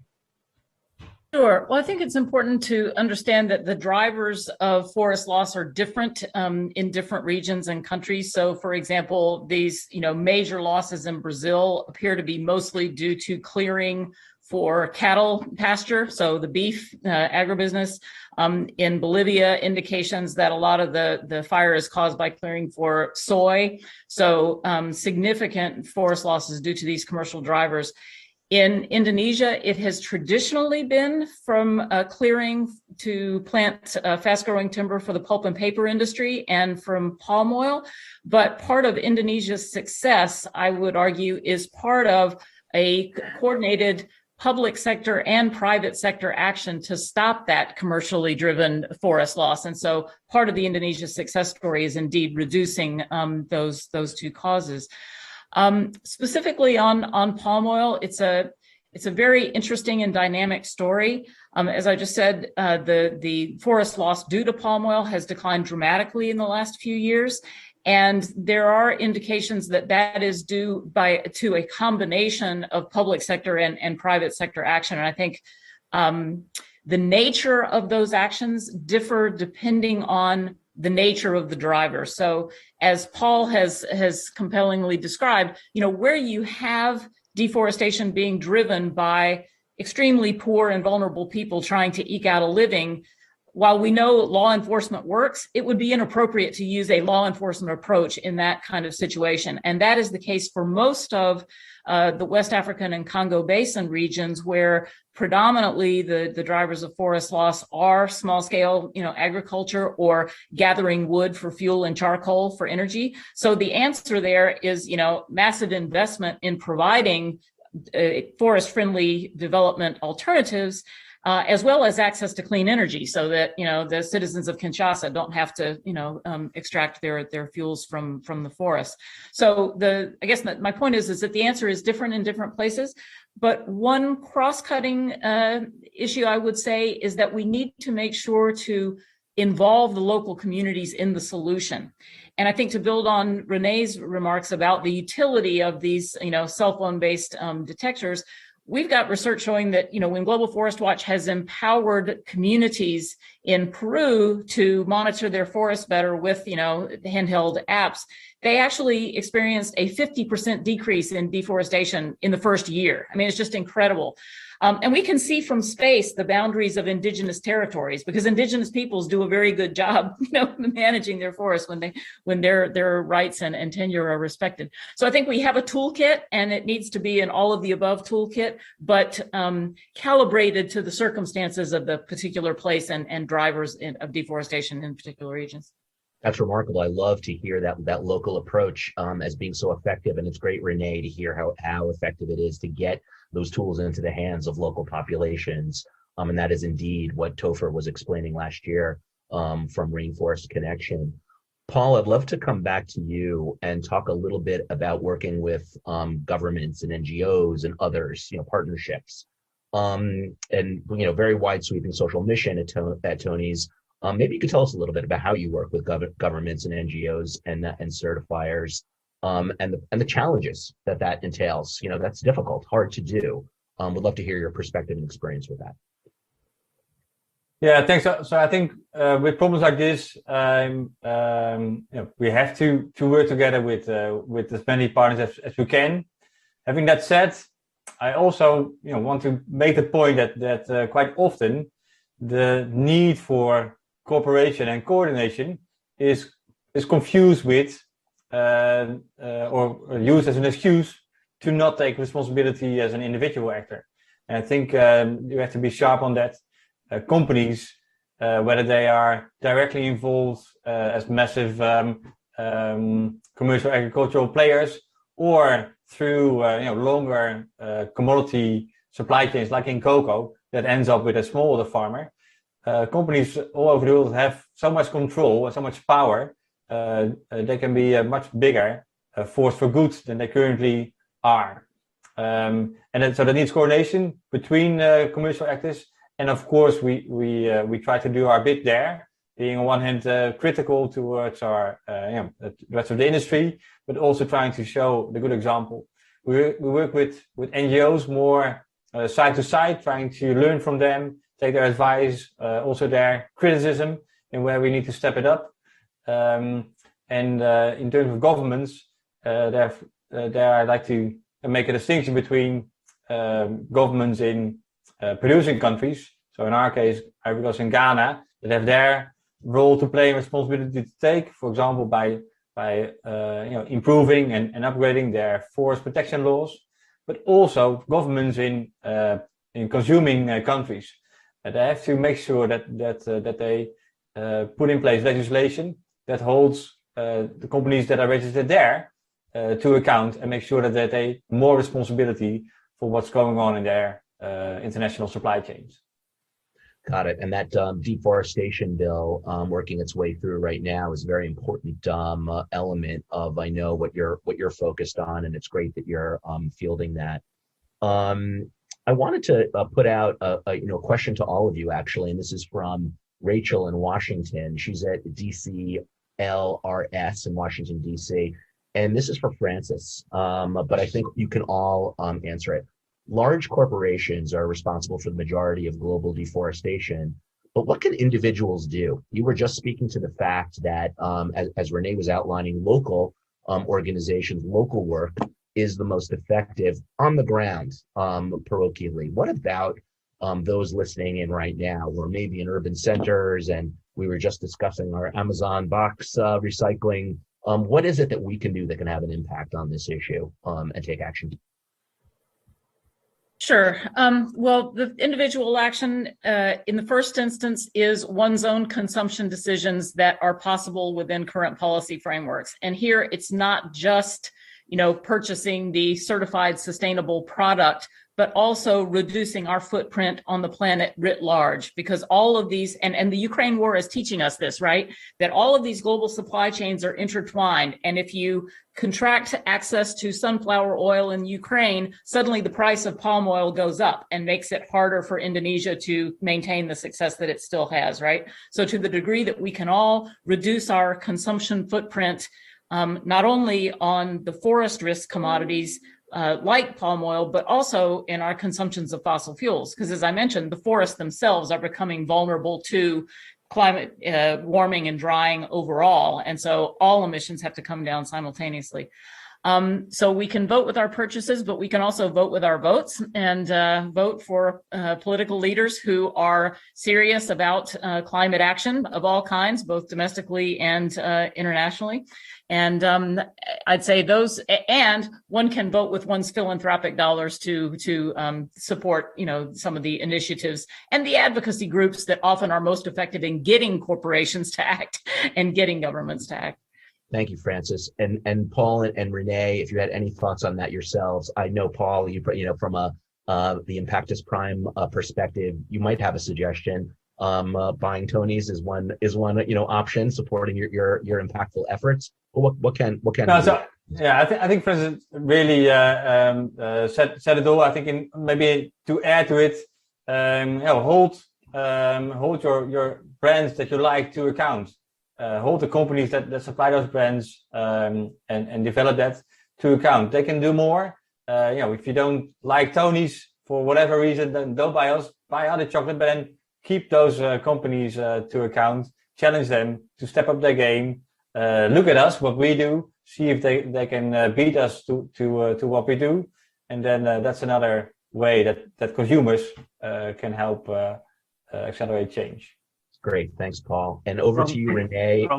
Is our next obvious action to support Topher and climb trees with him and install phones to help Rainforest Connection be phone guardians in the forest? Yeah, well, sure, that's one option, but I think a far more effective one would be, if we're talking, about the individual, to see if and how they can make use of their devices longer, because from tech industry perspective, I think that is really the big issue, the big elephant in the room, the carbon backpack, if you will, that all of the devices that we have bring with them. And as a matter of fact, like more than 70 or even 80% of the carbon footprint with electronic devices is in this embodied emissions. It's not in the use. So the longer you can use your devices, the better it is for the environment, and the more sort of devices you purchase that fulfill multiple purposes and can replace, single purpose devices, I think the better for the environment also. And that kind of chimes in with another point that I wanted to very briefly mention, because I think it points to the to the point that Francis and Paul made very succinctly, we need to find ways to claim back, other spaces, other types of lands than just forests for agriculture, and to alleviate poverty. And one way of doing that can be, and we have a very interesting example for that in China, actually, as one of the largest PV power plants that was built in the desert, but whose shades, the shade that the PV panels provide, enables the farmers in that region to claim back 66 square kilometers of land and plant goji berries and live a productive, good life on those returns that they get from the farming. They can claim back previously infertile land and also make a living. So, and it's supporting the energy system with, I think, a total of more than 4 million kilowatt hours to date. That's great. Thank you for that, Renee. And I think I'm encouraged, Francis and Paul and Renee, because I just heard a phone manufacturer tell us not to buy new phones, and that is a signal that I think we need to pick up on. But Francis, Renee, Paul, I want to thank you so much for that insightful discussion and appreciate your joining us today. Thank you. Thank you. Pleasure. So next, we're going to dig deeper into sustainable land management, a very good segue for now to look into climate smart innovations and market-based solutions aimed at reducing emissions in agriculture, which we just started talking about, and securing food supplies. Our next conversation will look at what concrete measures can be taken now to accelerate action and strengthen climate resilience in agriculture, and how voluntary carbon markets can be strengthened to facilitate change. So I'm joined now for a panel discussion on the future of food and carbon farming by three very, very smart panelists. I'm so excited that they're joining us today. We have Zitouni Ul-Dada. He's the Deputy Director in the Climate and Environment Division at the Food and Agriculture Organization of the UN. He's worked in technology at UNEP in Paris for 5 years and has been with the British government for 15 years in a variety of positions in energy and climate, so brings a great perspective. Frank Terhorst, Head of Strategy and Sustainability at Bayer Crop Science. Frank is based in Mannheim, Germany, and leads efforts to drive a long-term strategy that builds value for farmers worldwide. He's a long-term veteran of Bayer and brings great perspective. And finally, Veronica Scotti, Chairperson of Public Sector Solutions at Swiss Re. Public sector solutions are committed to helping national, provincial, and municipal governments, public entities, and international organizations develop innovative risk transfer solutions, which strengthens societal resilience and does that in both advanced and developing economies. Veronica, Frank, and Zitouni, welcome. Please unmute your microphones. Thank you. It's a pleasure to be with you. Thank you. Thank you for joining. Thanks, Andrew. To further set the stage, welcome. To further set the stage, just want to make sure we're all on the same page here that agriculture production is a major contributor to climate change. It accounts for about a quarter of global GHG emissions, and current carbon-intensive production methods are contributing to this cycle in which farming itself is fueling an increasingly severe weather pattern, droughts, floods, wildfires, storms, which again devastates land, lives, and livelihoods. It's a very non-virtuous circle. And fortunately, we have a range of climate smart innovations we can talk about, market-based solutions that are mitigating risks and incentivizing sustainability, programs that enable farmers to tap into carbon markets. We're going to talk about that today. More needs to be done, but we will dig into that. Zitouni, I would love to go to you to start. You said at COP26 recently that agriculture was both part of the climate problem and part of the solution. And I'd love for you, if you would, to expand on that for us in the audience so we understand where we're coming from in this discussion. Well, thank you, Andrew. Thank you again for this kind invitation, and greetings to everyone. Yes, indeed. I mean, the agriculture is very much part of the problem, but also an important part of the solution, and that's what we want to focus on more. If you look in terms of a problem, just looking at the food that we produce and we don't consume, it's about a third of the annual food production that is lost or wasted. In terms of emissions, that accounts for around 8% of global greenhouse gas emissions. And as you said, also agriculture by itself, particularly agriculture, forestry, and other land use, and that's what we call a follow sector, is responsible for about a quarter of emissions. In addition to that, if you look at, again, in terms of problem, we looked at in the period between 2006 and 2016, in a period of 10 years, agriculture bore the brunt of about a quarter of the total damage and loss caused by climate-related disasters in developing countries. And in developing countries in particular, up to 83% of the overall economic impact of drought, which climate change is expected to intensify, falls on agriculture. So there are many aspects related to the fact that agriculture is contributing to greenhouse gas emissions and therefore to the climate crisis. But in terms of solutions, agriculture has a great potential to store vast quantities of carbon in soils, in forests, and also in oceans when we talk about aquaculture. So we can make significant reductions in emissions by adopting climate-smart agriculture practices and integrated farming systems to better manage forests and land use, and also to shift to approaches that safeguard biodiversity. That these are part of the solutions that the agriculture sector offers, and also the use of natural resources, use them sustainably. But in terms of other sectors and the use of technology, also we can adopt, technological solutions and best practices for, say, livestock feeding, for instance, manure management, and also making the best use of technology for biogas generation and anaerobic digestion, for instance, and increasing soil organic carbon that can really help raise food production. Nature-based solutions are also another aspect in terms of agriculture being part of the solution, because it has the potential to deliver about a third of the emissions reduction for the Paris goal needed by 2030. So these are just some of the aspects to highlight how agriculture is part of the problem and part of the solution. Wonderful. Let's dig into a few of those aspects, and thank you for outlining that for us and setting the stage. Before we do, though, I want to remind all of our attendees who are watching us right now, please submit your questions on the event portal. Click on that Ask a Question button. It's on your lower left, and it's below the player on mobile. Or you can email us at events@foreignpolicy.com, and we will absolutely field those questions as they come in, and they're coming in right now. But Frank, first, I wanted to come to you. We're talking about carbon farming on this panel, in this discussion.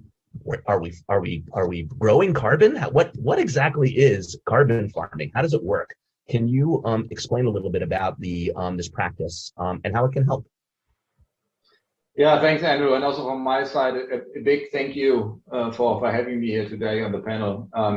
And indeed, agriculture is a very special case, as Tituni just laid out. It's not only contributing to the problem, it's not only part and a big part of the solution, we are convinced, but it's also very much affected by it. And because climate change already today is creating a lot of new issues and problems that farmers and growers around the globe need to solve for every day. Carbon farming, maybe to put it into a framework, is any activity on the farm that is done in the interest to either reduce carbon, to sequester, and capture carbon in the soil, or to reuse carbon. So I think that's our broad definition of carbon farming. And what is really, really important for us is that it has to work for the farmer and for the grower in the first place. And that's, I think, a very important element for some of the schemes and maybe also concrete projects we will touch on a little bit later, that we can only do this together with producers and growers. Carbon farming itself, from our perspective, can actually help to address a triple challenge, which is not only carbon emissions / climate change, but it is also a very important element for landscape restoration and soil health, and with that also for food security. What we are seeing in our projects in the US, in Brazil, and soon also in Europe is that by moving towards low carbon or even zero carbon emission solutions, we actually also have a better production. We have higher yields. So it is actually a type of farming that has a number of positive side effects, which is an important element, we believe, in this whole equation. So we think there are a couple of prerequisites which are required for that. Science-based accounting methodology, for instance, a broad system approach with multiple stakeholders, but it also has to be attractive for farmers and growers itself. Understood. Thank you so much for outlining that for us. And you spoke a little bit about this just now. You hinted at it, but I'd love to dig into it right now if we could, because your organization is trying to do its part, and you have an initiative, the Bear Carbon Initiative, where you are working with farmers on this issue. Could you just explain for us what that is exactly, how it works? Absolutely, Andrew, and not just only together with farmers and growers, but also with other organizations, associations, and also with Veronica's teams, for instance. We started in the US and in Brazil about 2 years ago. And in the meantime, we have more than 2,600 growers globally that work with us, first of all, to co-create these solutions, to co-create these new approaches, where we together find out of how we can bring carbon optimized solutions to the farm. In many cases, this is these are better agronomic practices. So, for instance, no tillage of land, which is one big aspect and can help as an initial start a lot. It can be around including cover crops into the rotation, which are a second big aspect. But then there are actually quite a number of new technologies and new solutions that can help farmers to significantly reduce their carbon emissions and actually come close to a zero carbon emission production system. This is something that we are working on together with farmers globally. And again, I would just want to underline this again. This is extremely relevant, and the enthusiasm of farmers to be not only on the right side and doing the right thing, but actually improving the health of their entire business is really fantastic to see, and gives me a lot of confidence that there's a lot of potential here. That's great to hear. Thank you, Frank, and very heartening. And Veronica, want to bring you into the conversation now. Frank just mentioned Swiss Re is working on this as well. I know you're part of the European Carbon Plus Farming Initiative, which Frank and Bear are also involved with. Maybe you could tell us a little bit about that and about the importance of financial options and protection for these farmers as they embark upon these changes and these transformations. I think you're on mute still, Veronica. Can you hear us? There you go. I shouldn't be muted. Can you hear me now? Okay, perfect. Yeah, I had the suspicion I didn't see the yellow ring go up. So yeah, let me build on what Frank said and give a little bit of perspective. How do you get, Bayer, which is a science tech company and a financial institution, in the same room together with another, 12 organizations, agreeing to do something at this scale together? So what are we talking about? And why finance matters in all of this. I think it's in the core of what Zitone and you were starting on with. This is a system shift that we need to do across a variety of sectors. And so that requires a system level type of response. Now, finance, whilst it doesn't really have a direct carbon footprint that is particularly meaningful relative to other sectors, has one value, which is we can mobilize capital. And so on the positive, we know from the IPCC latest report, that came out in April, that there are options to halve our emissions by 2030, and the pathways, what we call the pathways, so how do you get there, is becoming progressively ever clearer. What we need is coordination across the aisles so that we maintain the momentum. In fact, to be honest, Andrew, we need to accelerate that momentum. And so as you look at this transition, a lot of uncertainty comes because the farmers that Frank was referring to before are accustomed to certain practices. Their financing is linked to the yield that they produce under those practices. And as this transition folds out, they will face more uncertainty, which means their financing may come under uncertainty. The yield that they will produce will come under uncertainty. So colleagues like Frank have a lot of evidence and proof points that it can be done because some of these farmers have transitioned. But when you try to do it at scale across an entire continent, like the European Union, then everyone, knowing how crucial this sector is and the food security implication and the employment implication, everyone is very attentive to make sure that we transition safely, which means everyone can participate in that transition and that the downside of the transition are very well factored in and mitigated for. And that requires a system approach, as I was saying before. So as Swiss Re, we very much welcome this type of approach, thinking holistically and in integrated fashion, because that's how our business model works. We know that we're most successful when we can mitigate also our own execution risks in coordination with others. So let me come maybe quickly to what is this carbon farming coalition attempting to do. It's building on a pretty powerful, I'm going to say today, still the most powerful approach that exists across all various policies, which is the European Green Deal. And so the European Union has made a very clear statement that they want to decarbonize their entire economic compact.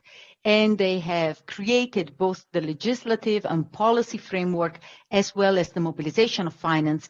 Think, for instance, of the 55 fifth package, so with the 1 trillion euros mobilization that comes with that by 2030.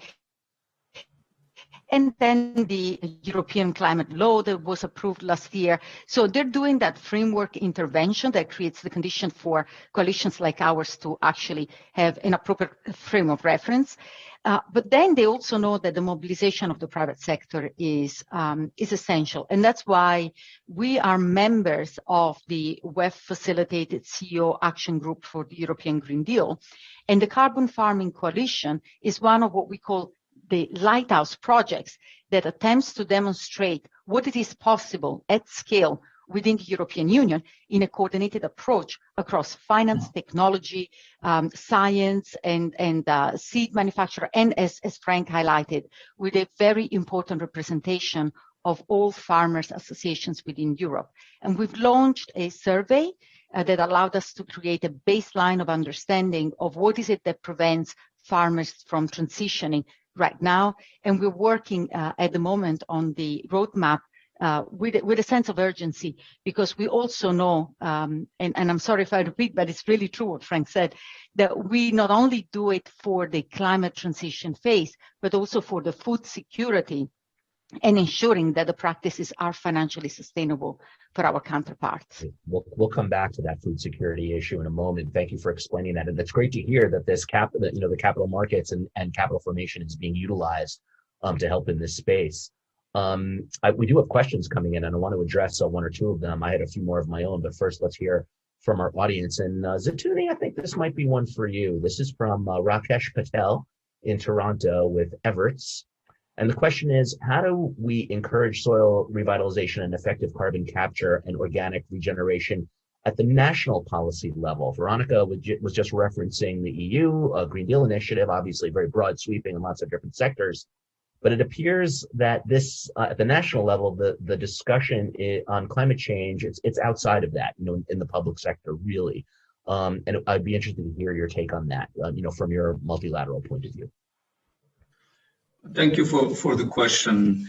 I think at the national level, what we notice is that there are certain things that make a difference that need to happen really to facilitate this change and transformation that we want to see, including carbon sequestration and other practices. You need to have really clear policies, national policies that are set up that send a clear direction, clear signals to private sector, but also to the farmers to understand what the policies entail in terms of benefits to the farming industry. And when you have those in place, then the messages are clear, but also what you need from the farmers is also clear. And I insist on the point of co-benefits, because for farmers, the issues are not just about climate change. It's about, the protection of the landscape. Obviously, it's about ensuring productivity, is about having income. So there are a number of issues there that need to be presented in that way, and not just to focus only on the fact that we want to sequester carbon to address just climate change, but really to highlight the benefits. And for policymakers, that's also attractive because it makes the policy actually comprehensive and fit for that particular national process.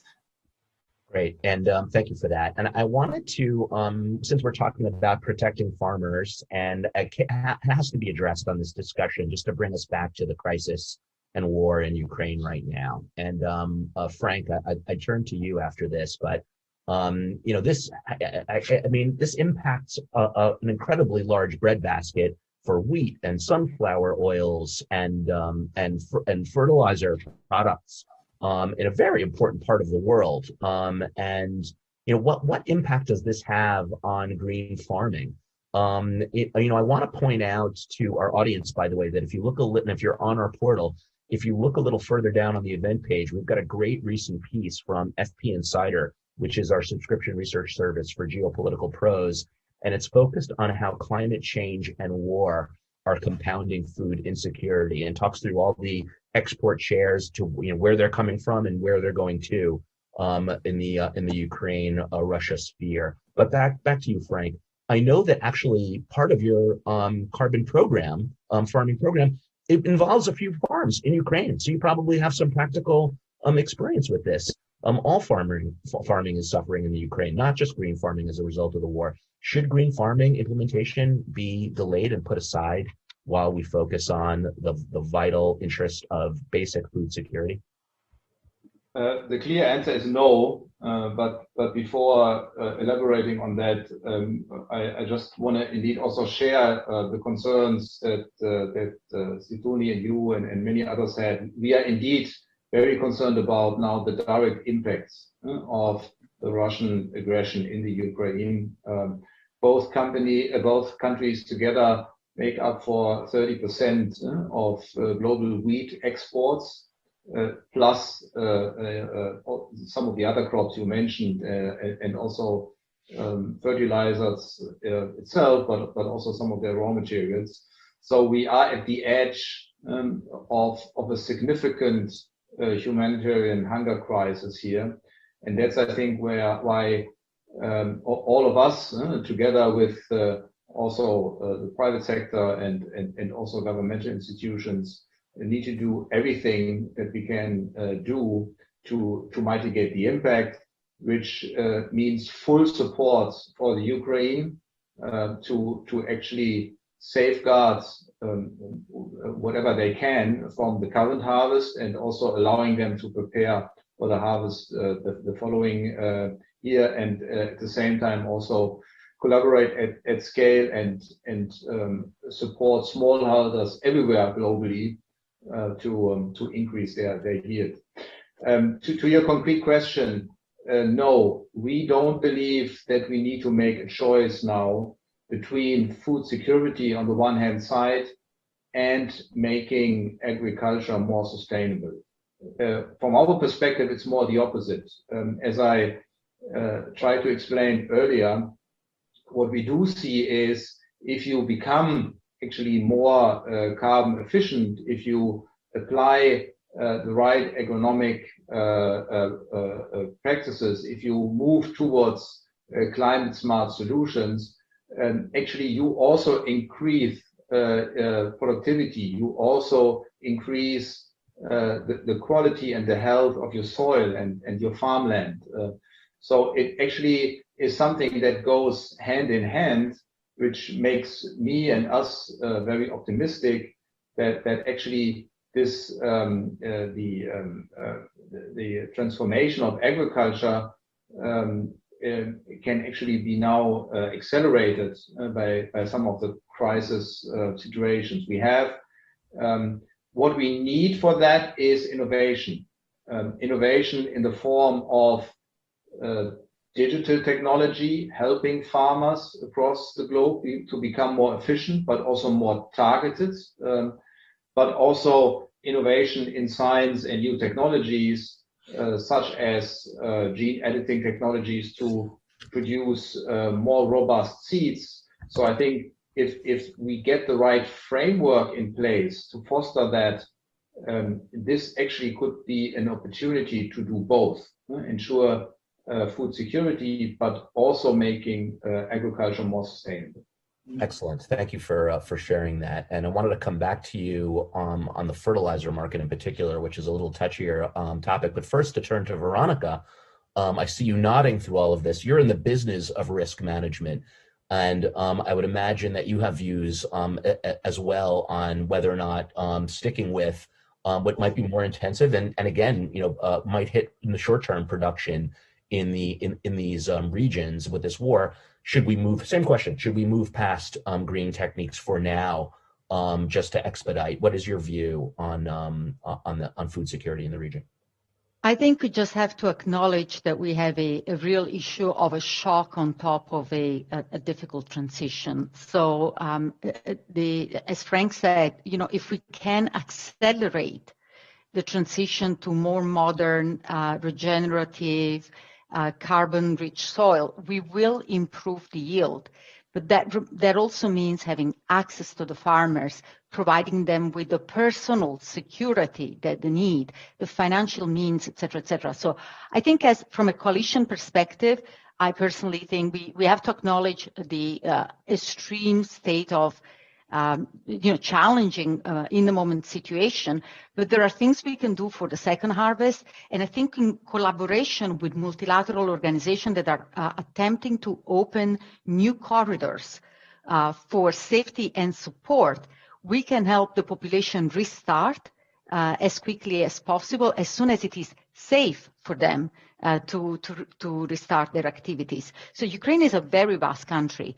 I think the cultivation per se is not a problem in the immediate term, but getting the harvest collected, delivered, and then transported around the world, that is really the supply chain issue that we're facing in the next 6 months, and then we'll see how it works. But meanwhile, I think the rest of the world need to embrace a diversification of cultivars, better improvement and acceleration in practice. So I would say, Andrew, there is a very short, super short viewpoint where maybe I think we're a little bit stuck, but if we can accelerate the embracement of the propositions that we are promoting with the Carbon Farming Coalition, I think we could be in a much better resilient state as quickly as in a year and a half from now. I think the world could look very differently, but we have to accept that the shock in the very short term is real and difficult to overcome.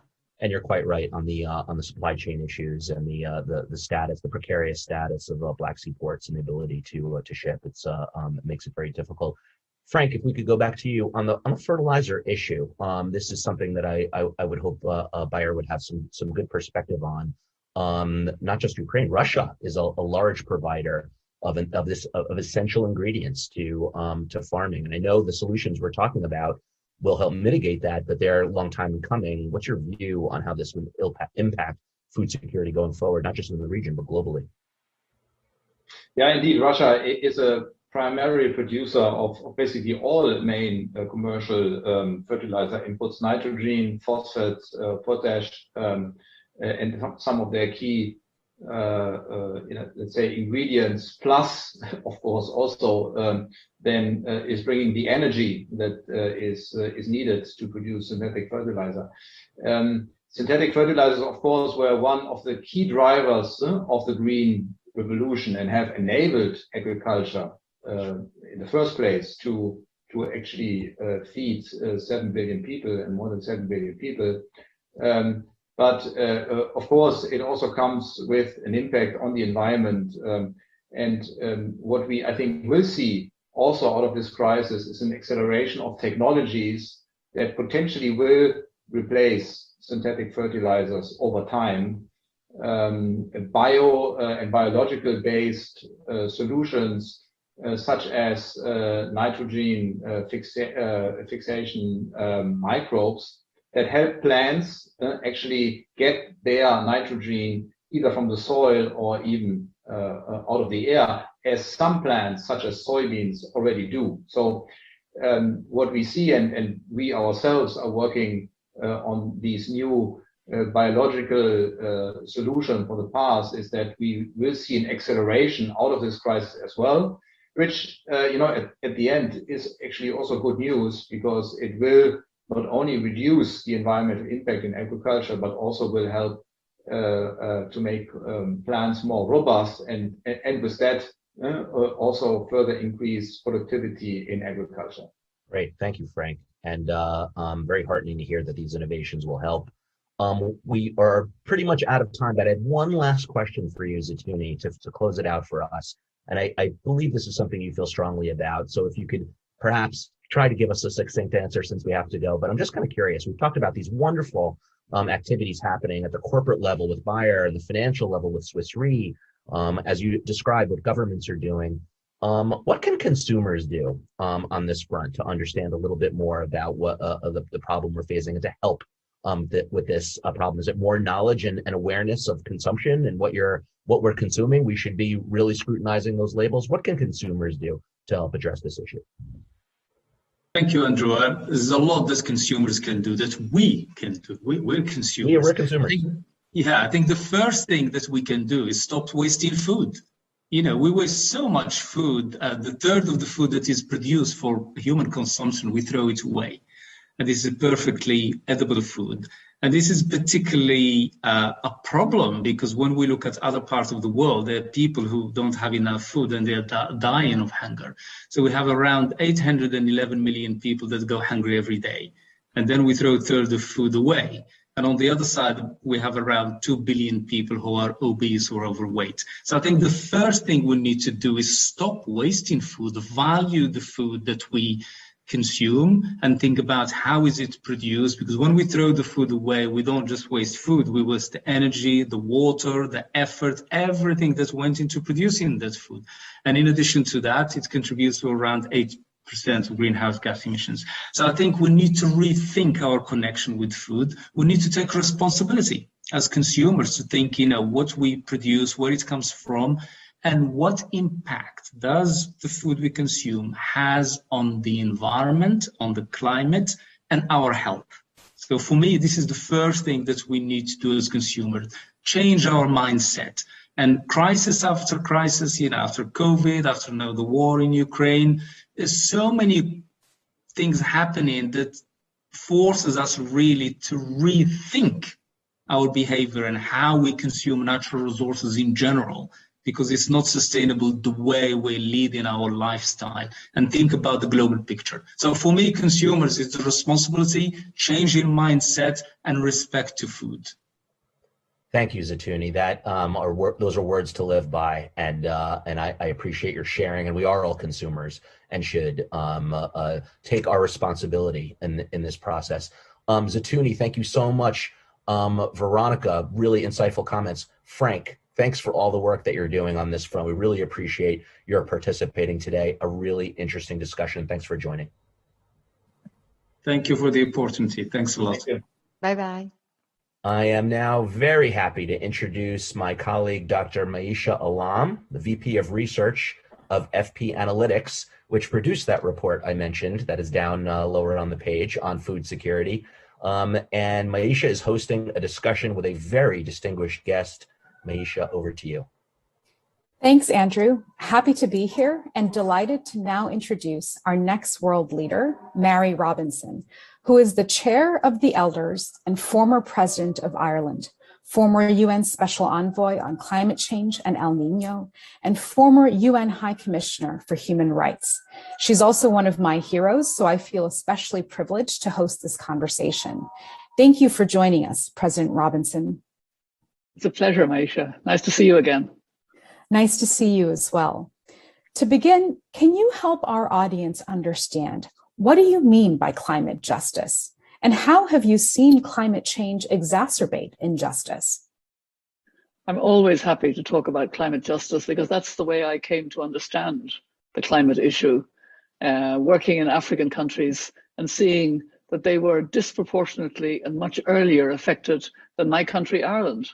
When I was president of Ireland, from 1990 to 1997, I never made a speech about climate. I spoke about the environment, but climate wasn't real. It wasn't affecting us. But I saw it in 2003, 2004, 2005, working on the rights that matter if you don't have them in African countries, rights to food, water, health, education. It was so clear. They were devastated already at that time, and they were not responsible. And also, you know, it was the black and brown and indigenous peoples of our world who were the most affected. So it was also a racial injustice. It wasn't a guilt thing in the sense that nobody individually wanted to do this. It had grown out of the way in which we built our economies on fossil fuel in the industrialized world and the effect that had, the scientific effect. And then, you know, that was the first injustice. The second was the gender injustice within that. The different social roles of women, the different access to power, sometimes the different access to rights like land rights, access to credit, or everything. And then women have to put food on the table, have to make their communities resilient. The third injustice, thankfully, children and young people around the world are calling us out on, the intergenerational injustice. I can't make a decision now, you can, you're not doing it, and I'm not going to have a future. You know, think of that for young people, that sense of stark injustice that's causing a lot of mental health problems. And the fourth injustice is more subtle. It's the injustice of the different pathways to development. Industrialized countries, we built our economies on fossil fuel. We should be grateful to the workers of coal, oil, gas, and in my country, peat, turf, because they helped us build our economies. But now we must move with just transition out of those very things that are destroying us. And just transition costs money. And I'm glad to say the EU and others are now realizing the need for big funds and big plans for communities and workers, that they're not left behind. And the fifth injustice is the injustice to nature herself. And it's not part of your question, but if I may, Maisha, I'd like to tell the story of how successful the climate justice movement was at Paris. It's underestimated. I mean, people often talk about the fact that we got the success of the Paris Agreement because at the time, President Obama of the US and President Xi of China agreed there would be a Paris Agreement. That seemed to be the power play. It actually wasn't the important one. The important one was the goal of Paris. And what happened was the small island states, under the leadership of Tony de Bruym of the Marshall Islands, the indigenous peoples, the civil society. We marched in the street in Paris, 1.5 to stay alive, 1.5 to stay alive. And what was formed at the very beginning of the actual Paris Agreement itself was a high-level coalition with one objective, to get 1.5 degrees into the goal of Paris, scientifically, that was necessary. And that was led by Tony de Bruym, but the US joined, the EU joined, other countries joined, and that was the new goal, to stay well below 2 degrees and work for 1.5 degrees. But the scientists had never studied the difference between 1.5 and 2 degrees. So the Paris Agreement had to ask the scientists. And that was the report in October 2018 of the Intergovernmental Panel on Climate Change, a special report on 1.5 degrees of warming. And it said quite clearly, I'm simplifying, but this is what they said, there is a big difference between 1.5 degrees and 2 degrees, because probably in that time, the coral reefs will disappear, the permafrost will melt terribly, the Arctic ice will probably disappear. There are all kinds of tipping point issues that they're worried about.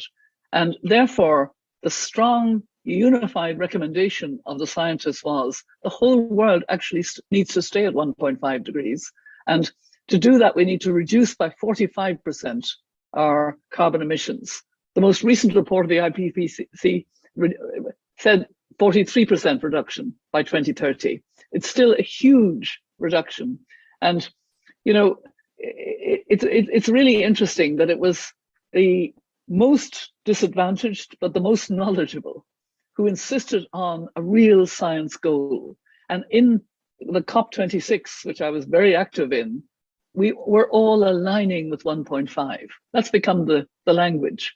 And we wouldn't have had that without the pressure of the climate justice movement. And I'm very proud of that. And of course, to answer in part, it's obvious that everything is exacerbating now. COVID exacerbated the climate issue, and now the Ukraine war, this terrible war, is driving up food and fuel prices, driving people into poverty. So there's been a succession of, senses of people just trying to just cope with shocks after shocks after shocks, and it's getting slightly worse at the moment, which is worrying. Thanks so much, Mary. And there's the overview you provided. There's really so many elements to this. Let me pick up on one piece, which is that, as you acknowledge, there's been some important policy advancements at international and national levels. But achieving consensus on global climate governance remains a real challenge. And so I wanted to ask you, what actions would you like to see going forward from key players such as the United States to foster a more just transition to net zero?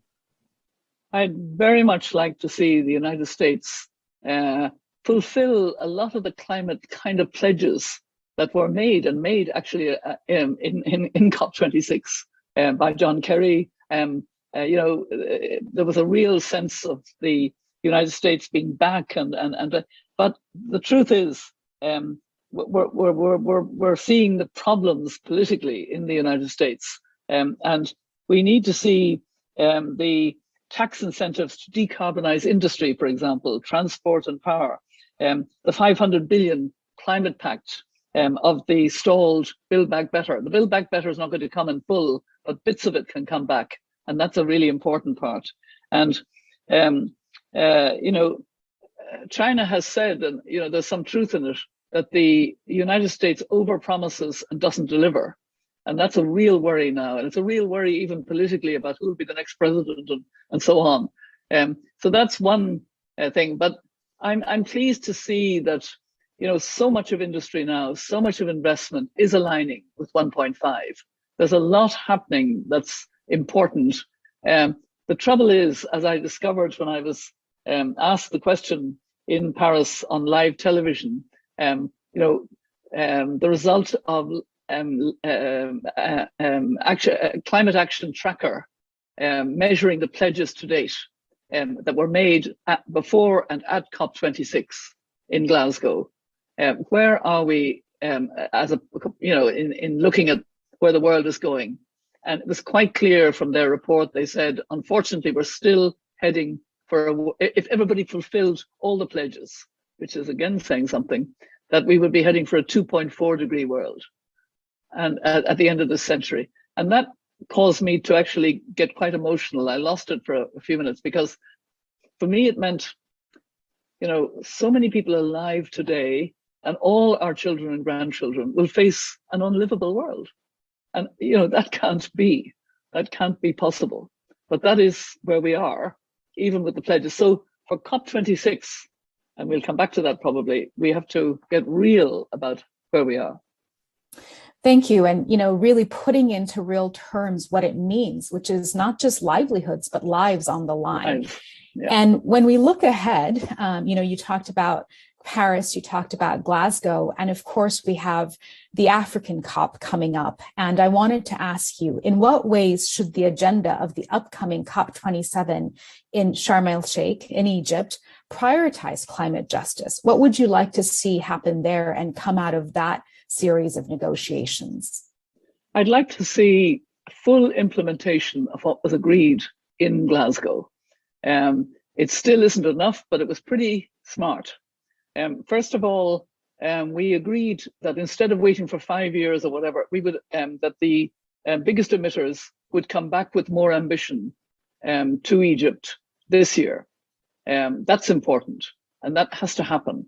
And that is most of the G20 countries. That is the Australias, that's the United States, but it's also the Chinas, the Indias, the Russias for that matter, the Saudi Arabias, all of them, Australia, I think I mentioned, all of them have to come back with more ambition, or we won't be having that kind of safe world.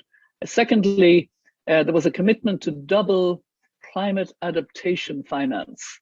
Now that's really important because an awful lot of the climate finance goes to reducing emissions, which we know is very serious and very important, but not enough is going to helping communities to become resilient. The shocks are horrible now. I mean, the IPCC report recently said about 3.3 billion people in the world today are highly vulnerable from climate.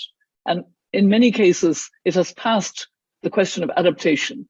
So we have to get serious about doubling climate finance for adaptation by 2025, which was committed in Glasgow, and also being able to have, you know, the kind of real sense that we're in a world where if we don't step up now, we're not going to have any kind of livable future. It will happen earliest, of course, in the poorest parts of the world, but it will affect all the world. The shocks have hit the northern hemisphere now, as we know.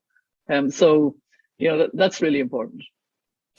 Thank you, Marianne. You've really issued a clarion call. And, you know, over the course of our conversation, you've touched on the grave warnings from scientists about accelerating climate change. And of course, the continued many challenges to achieving net zero. But to finish off our conversation, I'm wondering what gives you cause for optimism and who makes you feel hopeful about the future? Young people. I'm extraordinarily impressed, and the elders that I'm chair of, we have a lot of intergenerational conversation and we learn from young people. We have blogs on our website, theelders.org, which are very thoughtful, very knowledgeable from young climate activists. And that gives me great hope. And what I want more and more is that all of us try to imagine this world that we need to be hurrying towards. I mean, we're told we have to have a world that has bent that curve to be on course for 1.5 by 2030. We have to reduce now by 43% our emissions. That's technical language. Nobody's moved by that. What we need to do is imagine it will be a much healthier world. It'll be a world where cities will be much greener. There'll probably be farms in cities, you know, vertical farms producing food. The countryside will be regenerated, more wilding. You know, we're seeing it in the bogs in Ireland now. You know, we don't want to use turf anymore, so we're rewilding the bog to sink the carbon. We need to recover the terrible damage that's been done to the rainforests. I mean, just as we speak, it's worse and worse. It's madness. We need to and somehow, I feel that women are going to have to step up in particular. Women give me great hope. Women's leadership meetings that I'm involved in, because there's such trust among us. There's a trust that we know what we're talking about, and we know how much concerned we are, and we know we have to change and do it now and change behavior, consume less. And we can be very happy consuming less. We have a throwaway, wasteful society. When I grew up, we learned to darn, we learned to sew, and my brothers, I had 4 brothers, learned to reuse clothes, hand-me-down clothes. We need to get back to that sense of materials being, a circular economy. And what we need to really understand is it will be a much happier world. We genuinely will feel better about it. And that's what I hope we can work towards. Thank you. This point about the circular economy, reducing wastage, but also prolonging the life of our material goods, whatever they are, I know has been an undercurrent of our conversation over the course of these 2 days and even this morning. So thank you for providing that reminder to all of us. That's all the time we have for today. Thank you, President Robinson, for sharing your perspectives and your continued leadership. And to your point about women's leadership, it's my pleasure to take us into our next conversation with 3 experts from around the world on how to foster a just transition to net zero and to ensure that marginalized communities have a seat at the table. For this conversation, I'm delighted to welcome first Dr. Adriana Abdennour, who is a Brazilian policy expert and co-founder and executive director of Plataforma CIPO, an independent women-led institute based in Brazil and dedicated to issues of climate governance and peace in Latin America and across the global South. I'm also happy to be joined by Dr. Kimberly Marion Suecia, who is assistant professor of political science and environmental policy and culture at Northwestern University and has long worked both as a scholar and practitioner on climate justice, including in Southeast Asia. And finally, the third panelist for this conversation is Nudhara Yusuf, who is the facilitator of the Global Governance Innovation Network, as well as Global Youth Coordinator at the Coalition for the UN We Need, and research assistant with the Global Governance, Justice and Security Program at the Stimson Center. Thank you all for joining us today. Kim, let me begin with you. I know you've done a lot of research on the topic of our conversation. To help our audience understand, can you tell us, what does the table typically look like, so to speak, when it comes to drafting and negotiating climate agreements? Who's included? Who's typically excluded? And how does that impact adaptation and mitigation efforts? Great. Thank you so much, Maisha. I'm so pleased to be here. I've spent many years now trying to understand how international climate agreements are produced and who is at the table. And in many ways, since 1992, when the UN Framework Convention on Climate Change, which I'll call UNFCCC, was originally signed, the table has in some ways significantly expanded. And in other ways, it's remained very much the same. So formally, as with all United Nations agreements, these are made between nation states, and we currently have 197 parties, and these are all nation states plus the European Union. And these are the folks that gather at summits like COP26 in Glasgow, along with intersessional meetings to negotiate the commitments to addressing climate change. And this part of the table has not really changed, right? These continue to be agreements among nation states. But what we have seen are climate summits becoming the largest gatherings of heads of state in global history. And we continue to see growth in attendance by observers and the public. So in Glasgow, there were nearly 40,000 people from around the world that came together, and the observers outnumbered parties by 3 to 1. And so these are people from the private sector, from NGOs, research groups, international organizations, municipalities, and indigenous communities. So there's a range of organizations that are not official parties. There are also these constituency groups like the Women and Gender Group, youth, farmers, indigenous peoples, and others. And historically, these observers and constituency groups have played more of a role in knowledge sharing, information dissemination, and increasingly we're seeing more of a lobbying type behavior. But the key message that I want to highlight here is that these climate negotiations, while they're massive in size and scope, they've left a lot of solutions to the climate crisis on the table. Because while there are these different and diverse constituency groups and observers who participate in the summits, they're not actually at the decision-making table. So case in point are Indigenous peoples, who while 5% of the global population have been leading contributors to solving climate change, to addressing climate change. As Mary Robinson also noted, Indigenous peoples are amongst the most vulnerable to climate change, but they also steward or own or govern 20% of our land base in the world that's home to 20% of global forest carbon stocks and 85% of the world's remaining biodiversity. But they're often marginalized or excluded from these decision-making processes. And indeed, what we've seen in the last 8 to 10 years are that Indigenous efforts to steward our global environment are met with resistance and violence by nation-state governments. And many of the climate solutions we're coming up with can undermine resilience in Indigenous communities. So while Indigenous peoples are at these climate negotiations, their participation is highly constrained by procedural rules of the summits. And I want to sort of argue that what we can't afford to continue to ignore and indeed undermine the material contributions that Indigenous communities in particular make to mitigating and adapting to climate change. If we do, we're removing one of our most important solutions to climate change, and that is the contributions of Indigenous communities.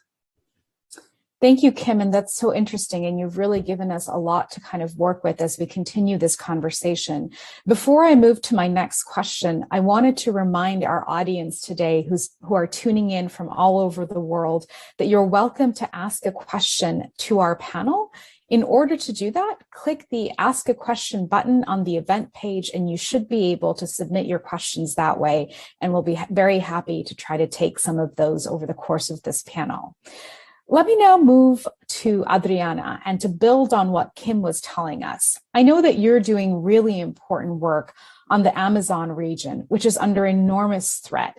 And what I wanted to ask you is, how are local communities, including Indigenous and Afro-origin communities, faring when it comes to the transition to net zero? What are the role of extractive industries, deforestation or otherwise, that you're observing and learning and working on? Thank you, Maisha, and hello from Brazil. It's a pleasure to be here with you today. So as Kimberly was already saying, Indigenous, but also other traditional peoples of the forest, including Afro-original communities, they're really on the front lines of this socio-ecological crisis that's hitting the Amazon. What we see is that along with environmental crimes like illegal deforestation, like land invasions, which are happening mostly for purposes of export-oriented agriculture and ranching, illegal logging, but also land speculation, their livelihoods are really being destroyed. We also have illegal gold mining, which is contaminating water, soil, water. It's really killing the rivers, and it's injecting mercury deep into the food chain. But we have to think also more broadly, because workers across the region are being affected, including in urban centers. From a food security perspective, since the previous panel also touched on the issue of agriculture, this insecurity has increased very sharply in the Amazon, as elsewhere in Brazil. And this may surprise some because the agribusiness sector in Brazil has been doing very well during the pandemic. Last year, for instance, the sectoral GDP grew at 8.2% a year, which is far more than any sector. So even as Brazil is helping to feed the world, more Brazilians, especially in the Amazon, are going hungry. And we know now, based on evidence, that export-oriented agriculture has been expanding at the expense of small farming, especially in the Amazon and in the Cerrado Savannah region. With respect to extractive industries, And we have everything in the Amazon from large-scale mining to illegal gold digging, which has become very rampant as the price of gold soars in global markets. They tend to create jobs that are very temporary, that are very poorly paid, and that are rampant with exploitation and unsafe working conditions. So in addition to causing very widespread forced displacement, what we observe in the regions of the Amazon where these activities concentrate is that these crimes lead to an uptick in violence and other forms of organized crime, homicides, sexual-based violence. In fact, just last week, a 12-year-old indigenous girl was raped and subsequently murdered by a gold digger in the Yanomami indigenous land, which is up near the Venezuelan border. The rates of attacks on environmental defenders are extremely alarming. Brazil is now the fourth most dangerous country for environmental defenders, but there are estimates here in Brazil that this is even much worse. And this is a problem not only from a human rights perspective, but also because, as Kimberly also noted, indigenous and traditional peoples are the most effective stewards of protection of forests, having developed sustainable practices over centuries, even sometimes millennia.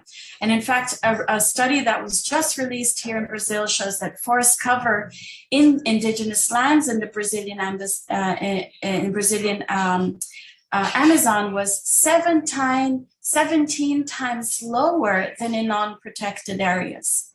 So just to finish these comments, one problem is that when we talk about just transition, it's not really being implemented in Brazil. In fact, we have unjust transition fully being implemented.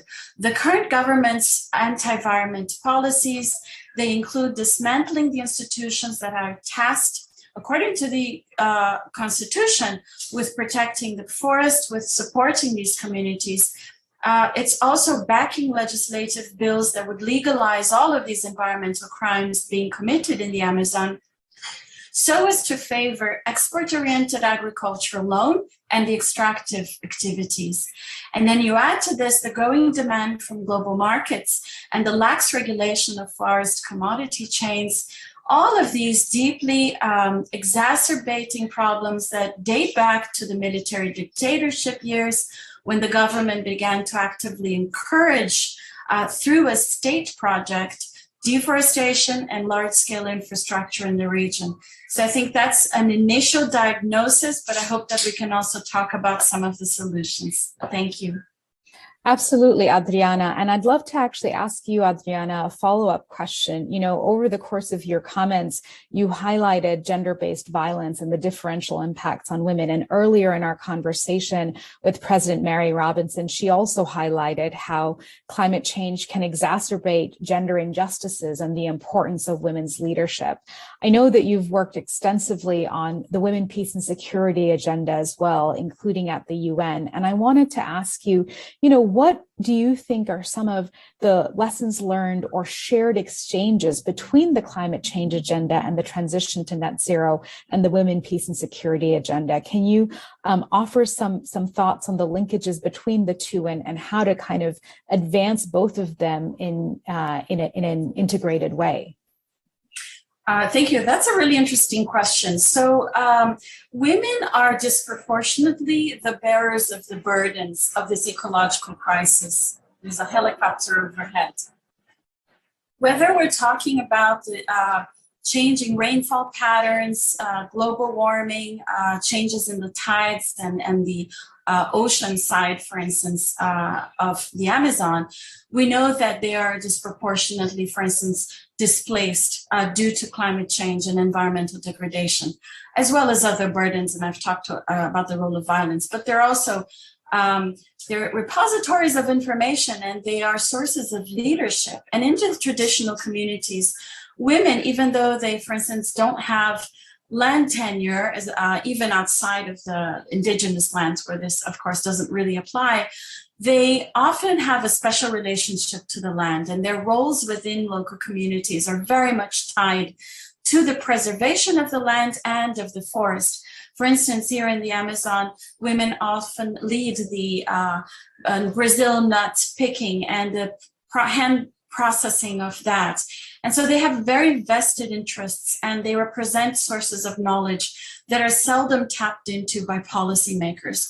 So a lot of the conversation between those two agendas, women, peace and security, and climate insecurity, have taken place at higher levels of aggregation. For instance, how national adaptation plans and how women, peace and security national plans can better incorporate this nexus. But I think we need to start localizing this agenda, looking, for instance, at the role of women and gender more broadly in risk assessments that are both climate sensitive and conflict or violence sensitive, and then enrolling them in violence prevention at the community level, but creating channels so that this feeds into broader policy making process. And I've made these general statements. They apply here to, for instance, communities in the Amazon, but they also apply to communities in sub-Saharan Africa. We've been working with partners in Uganda, in Zimbabwe, and Mozambique, and we find these points in common across this so-called nexus. Thank you so much, Adriana. That's so interesting, and I appreciate you sharing the specific examples from the local context that you're familiar with. Young people have vocally mobilized across the globe to raise the alarm about accelerating climate change and called for transformative actions today so that they can have a viable future. So Nudhara, let's talk about the importance of including youth perspectives. To what extent are youth voices being heard and listened to by decision makers in the public and private sectors? And what more can be done to integrate youth leadership in the transition to net zero? Thank you so much, Maisha. And the way that I'm going to keep the kind of youth perspective on this topic down to 4 minutes is by co-opting everything Kimberly and Adriana said and say, this matters to youth too, right? So whether it be kind of the gender perspective, whether it be including vulnerable groups, young people reflect and grow into these societies. So all of this matters to us as well. But to answer your kind of first question on whether or not this transition is green matters directly to youth more than any other kind of general strata headed, especially into the future. Young people are the ones entering the job markets that are going to be a reflection of whether or not the transition is just, that are going to reflect the institutional kind of policies that are held out. So when Adriana raises concerns, when Kimberly raises concerns, these are going to directly affect young people. But also, studies by the Next Generation Fellows show that 70% of the population in the next century will be born into the global south. And these are the countries that are going to be most affected by climate injustices if we don't take action now to kind of make them inclusive and be a part of the conversation. So whether or not we have access to equitable development opportunities, well, especially in the context of a generation defined by a pandemic and its recovery, have a direct connection to the just transition. So the importance of the youth perspective is kind of somewhat akin to the importance of an architect consulting a client, right? I may not directly be putting pen to paper, but if I'm going to be living in the house that you build, I sure as heck want to be a part of the conversation, right? But to then go on to kind of the gravity of reception to youth voices and the as you said, the kind of policy uptake and decision making and inclusion at the table. I think we're getting there. I actually just came off the back of a call this morning where 11 young authors launched a report in advance of Stockholm Plus 50 on the youth vision for the climate justice and climate transition. And so we have so much research coming out from youth. We have many people that are empowering youth as well from an intergenerational perspective. The problem is that engagement is both ad hoc and it tends to be with a select few young people. So from an organizational perspective, democratization needs to happen of engagement. We need far more outreach. It's not enough just to engage with the same few young people. I'm from the global south, but you can tell by my British accent that I probably had something to do with the global north at some point in my life. And so I think there just needs to be far more kind of intentional outreach done to engage with people beyond your usual few. But secondly, I think just to be a bit more intersectional in the way that we engage. So bridging the disconnect between the rural and urban divide of youth, bridging the disconnect between the global north and the global south, whether it be youth women, youth men, or the non-binary, and just kind of realizing that young people are not one homogenous entity, and you can't just say, I engage with youth when you engage with one or two people. And so as young people, I think that also means that we need to actively cross-fertilize our advocacy so that those of us that do have a platform to speak up, those of us that are active, are informed actors and are informed representatives, so that we're not only speaking from our perspective and the networks that we have as young people. I'm fortunate enough to be connected to the coalition of the UN We Need, but as this coalition, we need to also actively engage with other think groups, with other organizations, to make sure that those of us that do have platforms to speak up are speaking up, not just from the somewhat sometimes privileged perspectives that we do have. And I think that's particularly important. So the climate justice and kind of just transitions basically just feeds directly into intergenerational justice. And I'll leave it at that. Thanks so much, Nuthara, and especially for the emphasis on informed and intersectional perspectives. Kim, I'd love to pose a question that actually has come in from the audience to you. And this is from Tesfaye Desu at Jimma University in Ethiopia. And Tesfaye asks, how can the role of Indigenous people as part of the solution in the environmental protection of biodiversity and forests be strengthened? How can they be put at the forefront of climate justice and climate negotiations?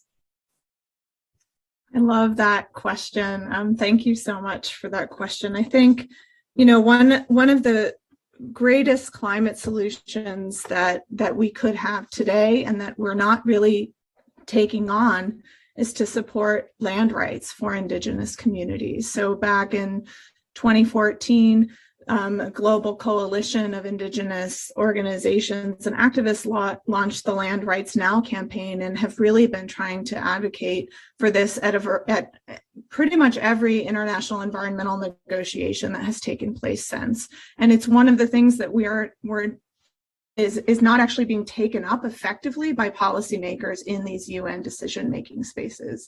But if we think about, you know, 85% of biodiversity that remains in the world and that this is on Indigenous lands, then securing those land rights is the best thing that we could do to continue to preserve biodiversity as well as that forest carbon that remains on these lands. So I think one of the things would be to support integration of consideration of land rights and strengthening land tenure. This can be done through, for example, realizing the commitments under the UN Declaration on the Rights of Indigenous Peoples and promoting self-determination. A lot of folks might say, well, this is really under the purview of nation states. This is a domestic concern. But as we all know, climate change is not, you know, bound to borders, and this is not, it can no longer be something that we leave up to domestic context to solve, but in fact should be something that we're all, if we're committed to addressing the climate problem, we need to also be committed to land rights and tenure security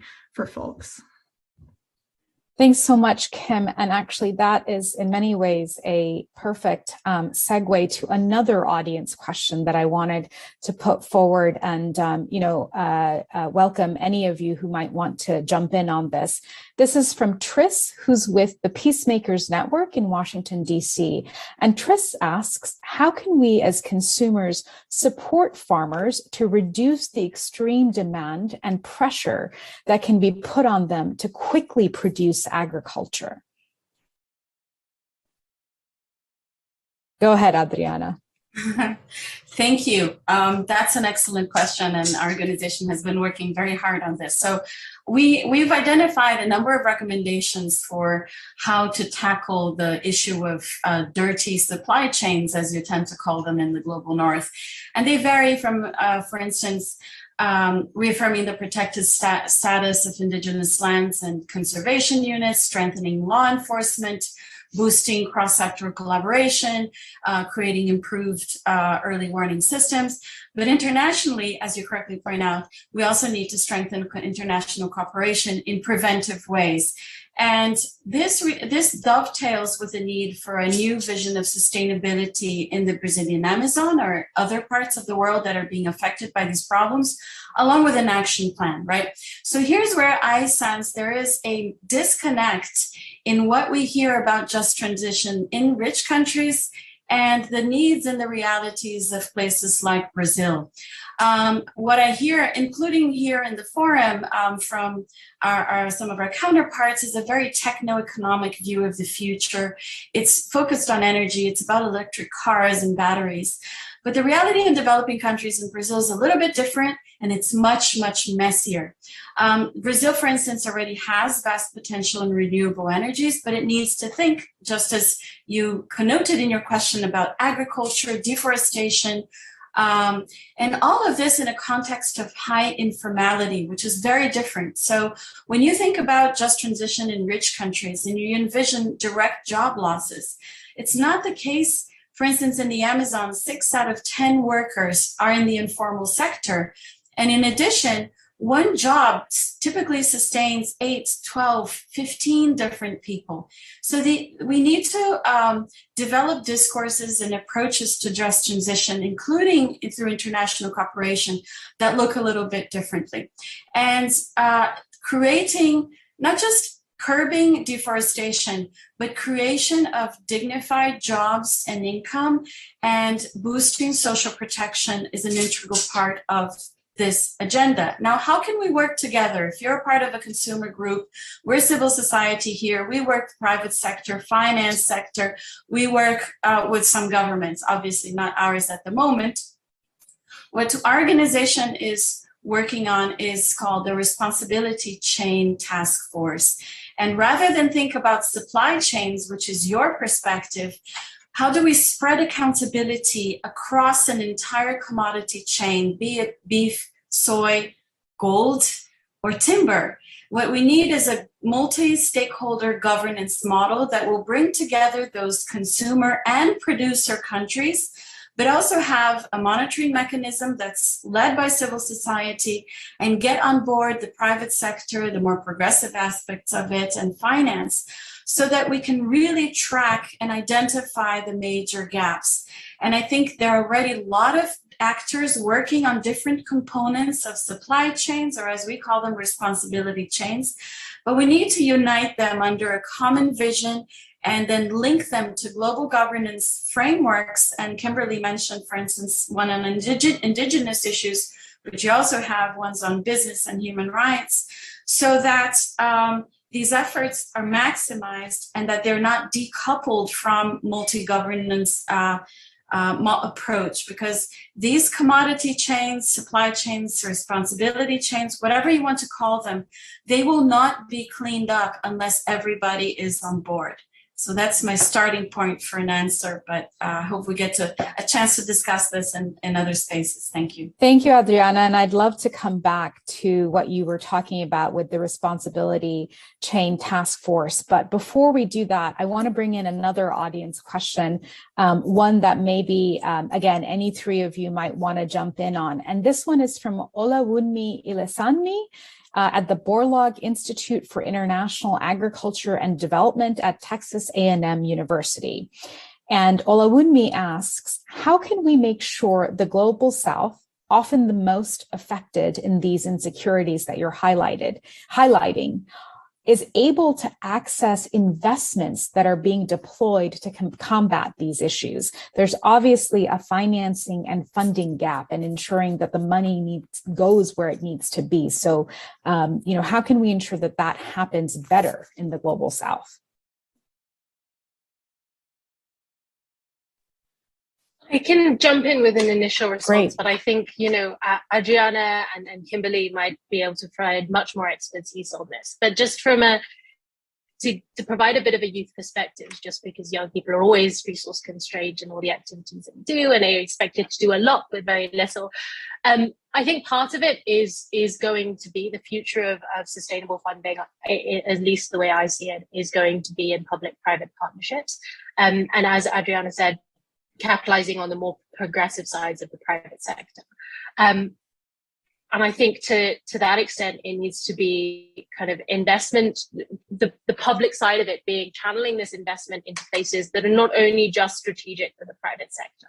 So you often see, even in the private sector, when there is investment put out, it's to kind of strategic pockets of the global south that kind of make sense at the time, but not always to the people that need it the most. And so when it comes to civil society and kind of accountability frameworks, when it comes to the role of public sector institutions like the United Nations, like other funding compacts, I think it's going to be this, is to try to channel these investments into places that really matter. But from the other side of it, the access side of it, I think maybe Kimberly or Adriana could elaborate.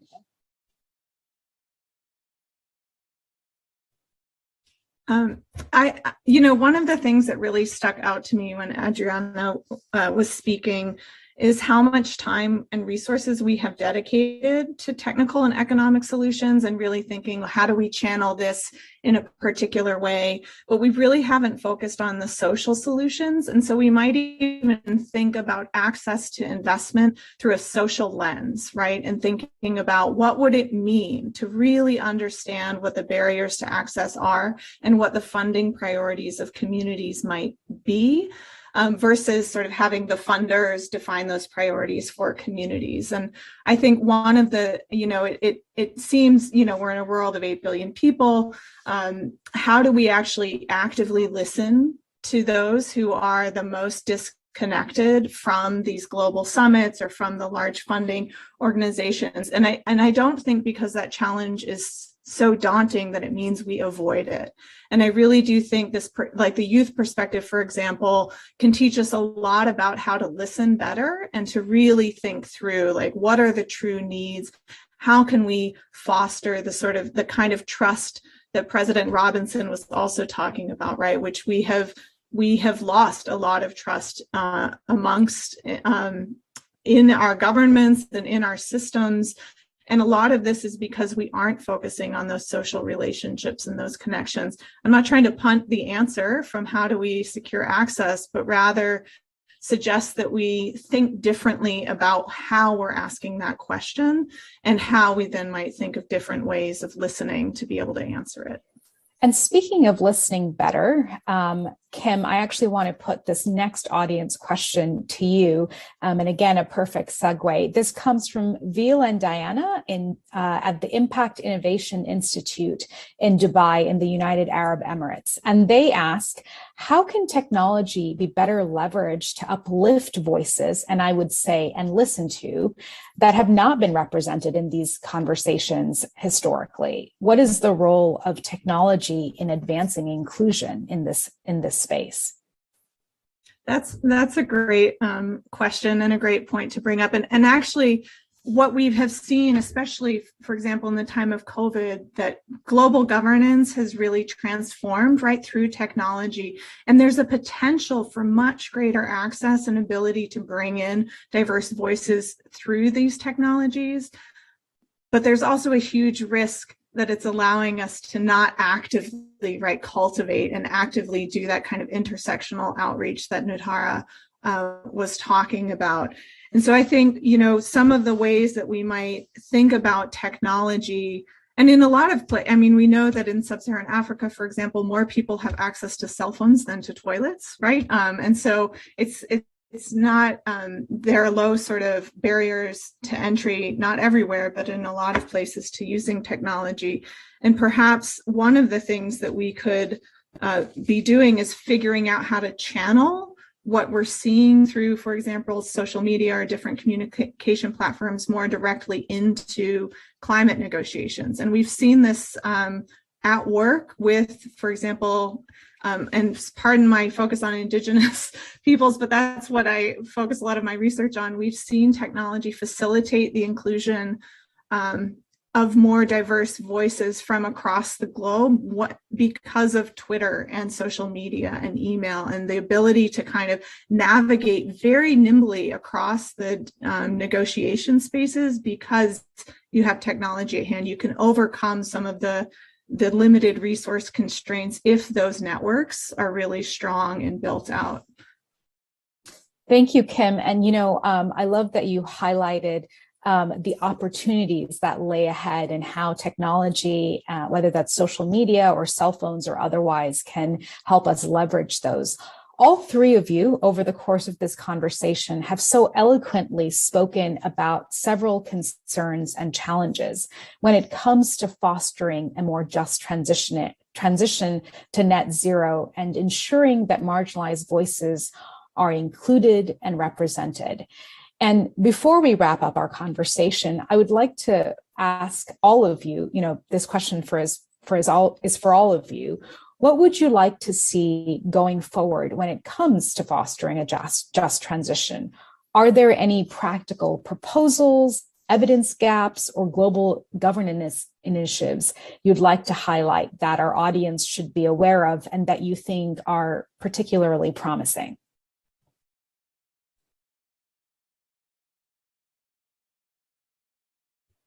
Maybe I can start just very quickly and then pass it on. One of the things that I found really promising that's happening in the US right now is explicit policy guidance for including other forms of knowledge, for example, traditional knowledge and indigenous knowledge, into all facets of federal decision making. And this, to me, having that kind of policy directive to explicitly reach beyond what we conventionally think of as science and knowledge and create new pathways is one way of forcing us to hear more, right? To hear more broadly, to hear more diversely.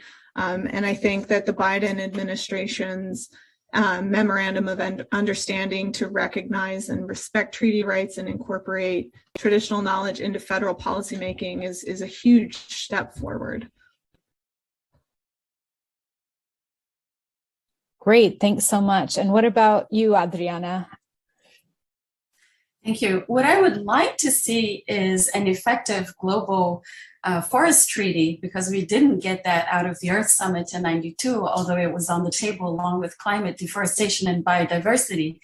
Having said that, since we tend to run into the roadblocks of national sovereignty and mistrust between North and South on this particular issue, unless some brave soul champion states want to take that up, I think there's a more realistic path ahead around this idea of responsibility chain, which would entail the development of this multi-stakeholder governance model, bringing together private sector, finance, civil society as monitor, but also under a UN mandate, possibly.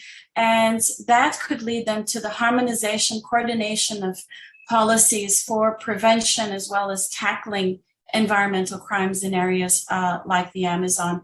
And I think it's very important that something like this be led by the Global South and then include the Global North, because there are other initiatives in place, but they hit their heads against a political wall, again, because of the issue of mistrust. So we don't have to reinvent the wheel.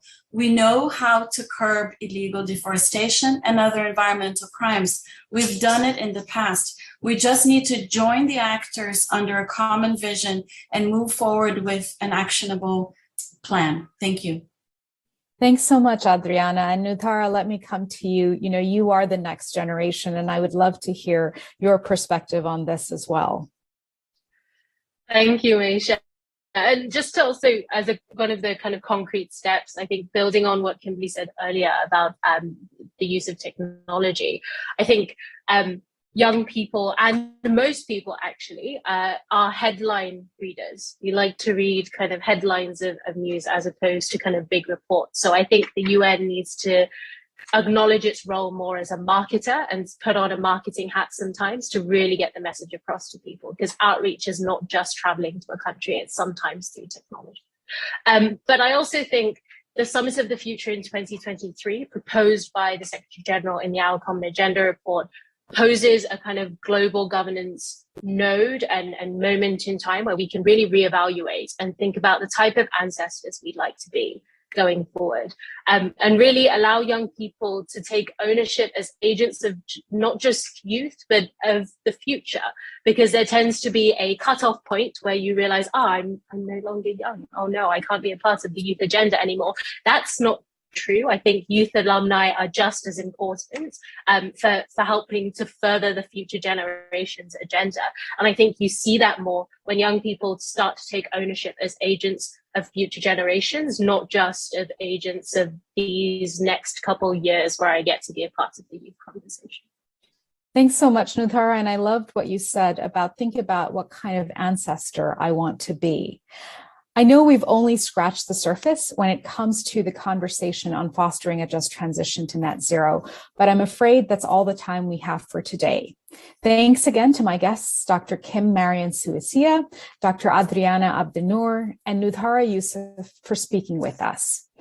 And now it's my pleasure to share a special message from Tyler Booth, Youth Climate Advocate and U7+ Alliance of World University Student Ambassador, and then to turn it over to Dr. Xanthi Sharf, CEO of the Fuller Project, who will bring us a conversation with Annalise Riles, Executive Director of the Roberta Buffett Institute for Global Affairs at Northwestern University.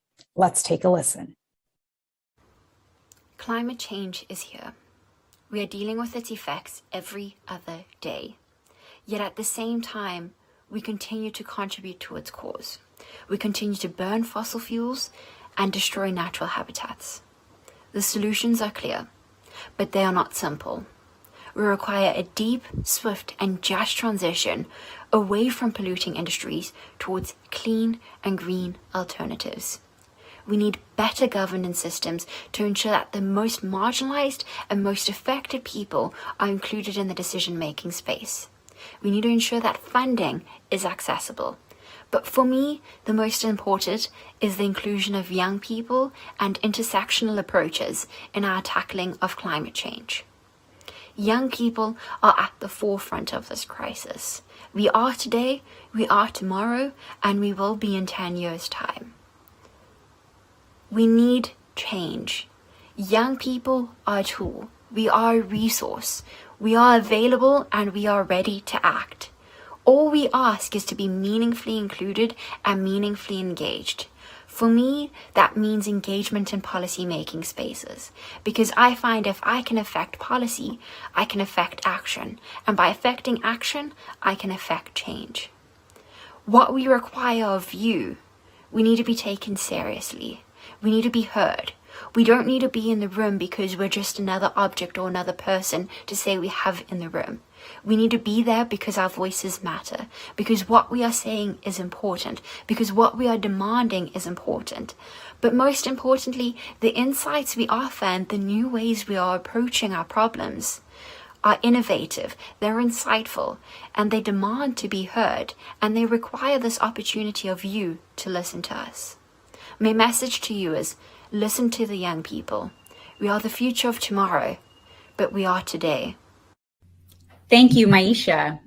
I am Xanthi Sharf, CEO and co-founder of the Fuller Project, the nonprofit newsroom dedicated to investigative reporting about women. I am thrilled to be here to talk about fostering the next generation, the role of education in the fight against climate change. Annalise Riles is our speaker. She is Executive Director of the Roberta Buffett Institute for Global Affairs at Northwestern University. Great to be with you today, Annalise. So happy to be here. Annalise, I know you are doing cutting edge work from Northwestern to bring people together. What role can universities play in combating climate change, and what role do universities play together in fighting climate change and intersecting issues like health and gender? Well, Xanthi, universities have so many important roles to play in this. Obviously, we're producing the science that's creating a lot of the solutions, but another important role we play is in preparing the next generation of global climate leaders. We are really the place where traditionally one generation imparts knowledge to the next, but also where the younger generation collectively raises its voice about issues. Think of all the many ways and times when young people have made their voices known on our college campuses. And of course, we're seeing that right now with the climate issue, which is top of mind for our students. We're also a kind of crossroads between global and local. Most of our universities around the world are very locally rooted. They're really connected to their communities, but they're also globally networked.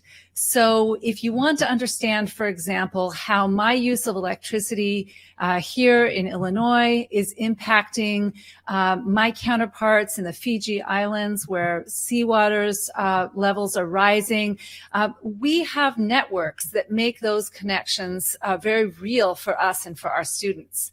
So one of the ways, to your point, that universities can contribute here is by really leveraging those networks to assist our students. And we have something called the U7 Plus Alliance of World Universities. It's about 100 university presidents and top leaders from over 20 countries. It was founded by President Macron when France was the president of the G7 in 2019.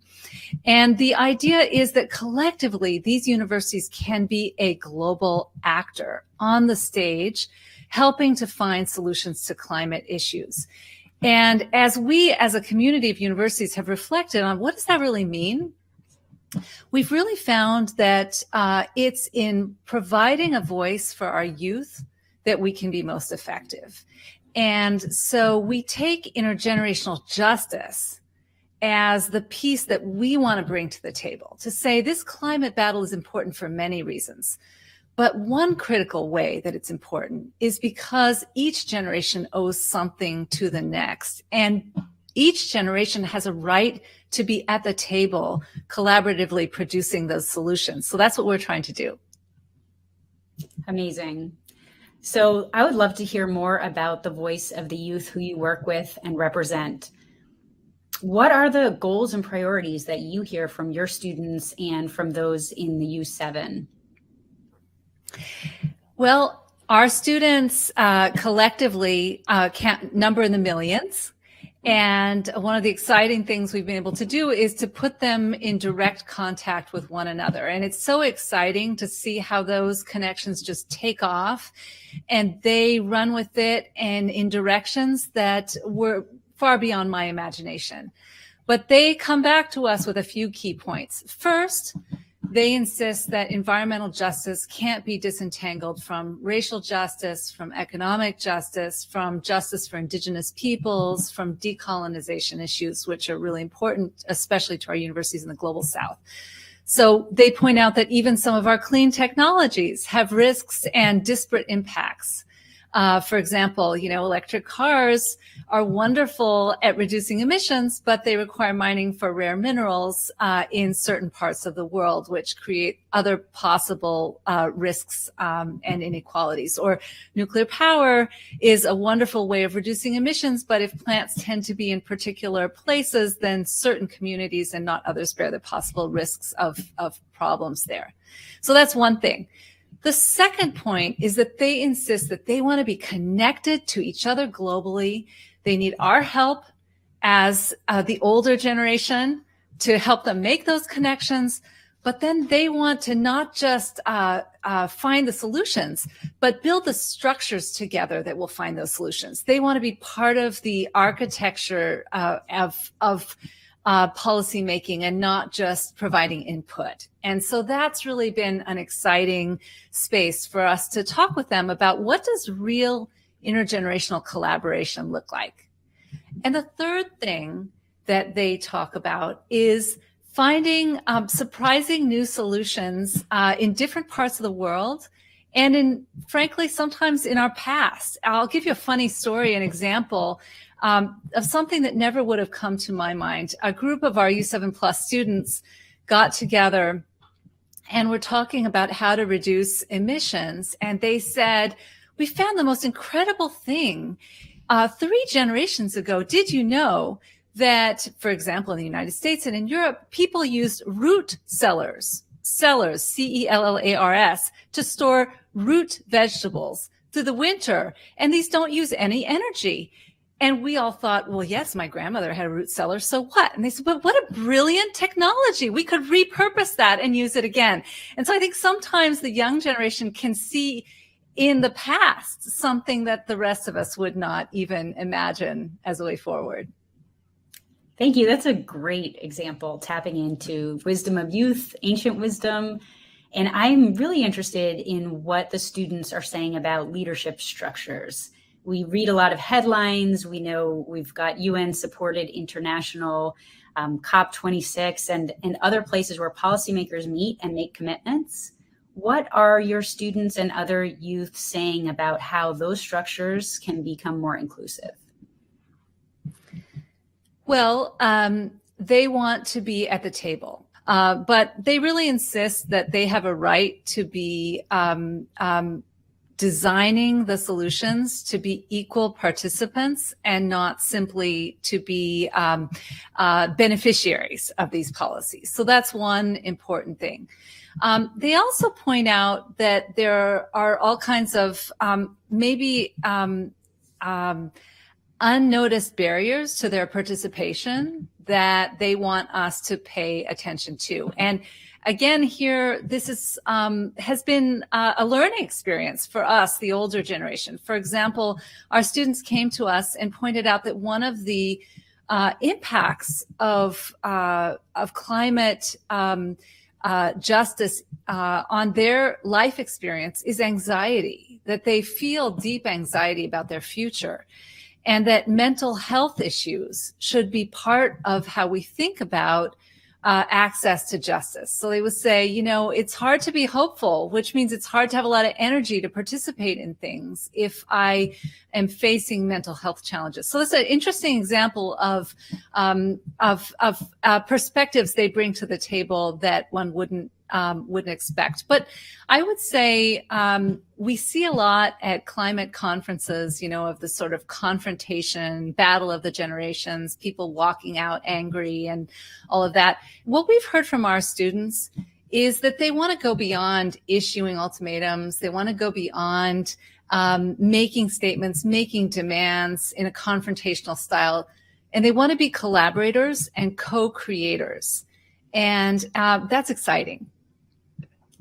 That is exciting. And thinking about this network of universities and millions of students and youth, I'm interested to hear a little bit about the different roles that students are playing in climate movement, in research, and in other ways. How are they getting engaged? And how do they then intersect with the various different tools that universities have to support them in their learning and in their work for stopping climate change? Well, they're demanding new kinds of curricula. And one of the things I think is really exciting about what the U7 Plus universities have committed collectively to do is to create new curricula so students can learn the science and the policy of climate. Whether they're an art student, a film major, or a chemistry major, they need to know about climate. And so they're learning. That's the first thing. There are also all kinds of innovation challenges on our campuses to give them an opportunity to find solutions, whether it's finding a way to create better pathways for low-income students to access universities, or whether it's dealing with the impact of mining in Ghana. They've got ideas. And so bringing those ideas to the fore and starting projects. And then the third piece is they are advocating at global fora, and they're using networks like ours to make their voice heard, which is really exciting. That is exciting. And I'm sure that they also bring ideas to their own universities. So interested in what universities' role is in terms of their own efforts on campus and in their facilities to lower emissions and to increase climate education, and interested in the ways in which students play a role in that as well within their own communities. Yeah, we as the U7 Plus have made a number of commitments in terms of lowering our own emissions. because we see ourselves as kind of sites of experimentation for our societies. You know, universities are like small cities. They have residence and governance structures and architecture and plumbing and all of that stuff. And so if we can find some solutions, maybe they can be implemented elsewhere. So we have created a system for tracking our emissions, for holding ourselves accountable to one another, for collecting all of the little ideas bubbling up on our campuses, whether it's how to better plan for your global travel, or how to better benchmark your targets, or how to do your waste disposal better. And then sharing that up to our governments and saying, look, this works. Why don't you try it? That's amazing. And I imagine there's interaction in the community outside as well. Some universities can really be a city that is very connected or not as connected to the city around. Is there interaction between the university and the place where the university rests? Absolutely. We're very connected to our communities. And that's also one of the pieces that's interesting about a global network, because you come to appreciate how different the issues look in different places in the world. You know, I was at COP26, and I think like many of us, you get disappointed when certain countries can't sign on to emission targets. And you think, oh, you know, we haven't made it.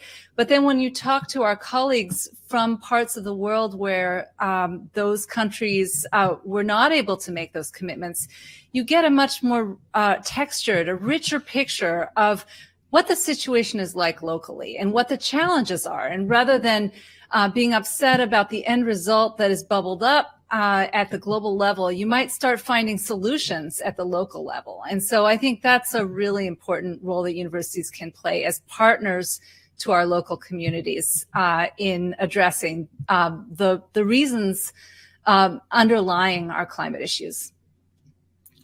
Thank you. So, well, let's go to the global level and come back to the university and the local level. So at the global level, I know that Northwestern and other universities signed a statement for G7 leaders that really urged them to prioritize future generations in the way that you've spoken about today. What were the points made in that letter? Have we covered them, or were there additional points, specific asks that were made of the G7? Well, I think one of the things that we academics can contribute is sometimes to give a different perspective or a different lens on the issues. And so what we said to the G7 is that it would be good for governments, as they address policy issues, whether it's climate or it's economic policy or trade policy or any issue, to take a lens of intergenerational justice as they think about it, to think about how does it impact generations differently, for better or for worse? What does each generation owe the next in this particular policy area? And so that means thinking about equitable resource sharing across generations, thinking about access, thinking about who's been consulted in the policy process, and thinking about the ways in which policies are impacting our youth. For example, the mental health crisis that we're seeing among our youth today. So that was part of what we wanted to bring to them. But, you know, I think this really goes to universities' unique contribution to society, because there are many things that we do which are important, but not necessarily unique. But one thing that is unique is we are uniquely charged with taking the long view on issues. We're not beholden to the political cycle, to the business cycle.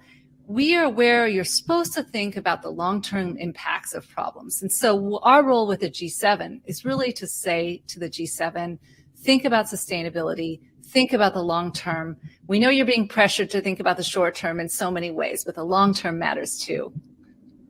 Thank you. And the term intergenerational justice really does capture that climate change, those who experience the worst impacts are often those who are vulnerable or whose voices are not heard at every table, including youth. And as you said, including women in many cases, including people who are in communities that have been marginalized for other reasons related to race, class, geography. So glad to hear that that is a voice also for the local level around the world and a way to connect. And I'll leave us with a last question for you, Annalise, which is, when you think about U7 and your work at Northwestern, what does success look like for this group? I think that for us, success means elevating the next generation and empowering them to help us to see paths forward that we may not have yet imagined for ourselves. And leading us, frankly, into a world in which we have a little bit more space and room to think about the sustainability of our lives and our communities, and therefore, yes, about justice, because the environment is about justice, and it's about all kinds of justice, but intergenerational justice is a big piece of that. Thank you, Annalise. That was wonderful hearing from you. Next up, we have a segment from Allison Carlson. Allison, take it away. Thank you, Xanthi, and thank you to the Robertus Buffett School for Global Affairs at Northwestern University. And now on to our next discussion. I'm thrilled to welcome Inger Andersen, Undersecretary General at the United Nations and Executive Director of the UN Environment Program. She's joining us today on the second day of our summit to discuss strategies for protecting ecosystems and tackling the triple crisis facing our planet. Welcome, Inger. Thank you so much for joining us today. Well, thank you so much for having me. So I know our time is short, so let's dig in. So last fall, at a speech before the G20, you called on delegates to address the triple planetary crisis. Can you describe for our audience what you meant by that? So when we look at the world and what it's facing, we speak about this triple crisis. One, climate crisis. Everyone has understood that we are hurtling, if we don't do anything, to a world above 3 degrees. And that's very, very serious, and climate action is needed. But the second crisis that we discuss is a nature and biodiversity loss crisis. Look, we have just under 8 million species on this good planet, but if we continue as we are, we will lose 1 million. And we will lose ecosystems and genetic diversity, etc. You could say, what does that matter? It matters because that is what holds nature together. Species are interdependent. Losing one can mean losing an ecosystem. And the third crisis that we speak about is the pollution and waste crisis, that toxic trail that economic development has delivered. And of course, we very much appreciate development has brought a lot of people out of poverty, but we cannot pollute our way to wealth, especially when that pollution is often hitting the very poor. So climate crisis, biodiversity and nature loss crisis, and pollution and waste crisis. And these are driven by our unsustainable consumption and production. So flipping that into a more sustainable system, that's what we need to do. Absolutely. And in that discussion and others that you've had where there have been specific calls to action, what have some of those calls been, and how are you seeing governments following through? One of the things that we've been really focusing on at this summit is how can we take commitments that were made last year at COP26 and in other forums and really move those into action. So what are you seeing being done by governments? Well, if we start with climate, I mean, we made some outcomes from COP26, glass half full, glass half empty. At any rate, we made some explicit mentions of coal. We decided and closed down on what is referred to as Article 6 on carbon markets. We did go for a more transparent framework. And then there were all the commitments made around forests and methanes and e-vehicles, etc.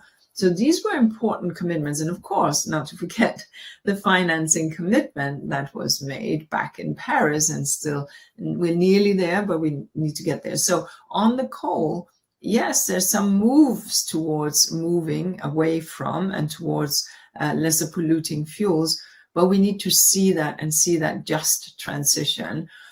So pushing on that is very important. And of course, moving overall away from hydrocarbon, which we know that we must.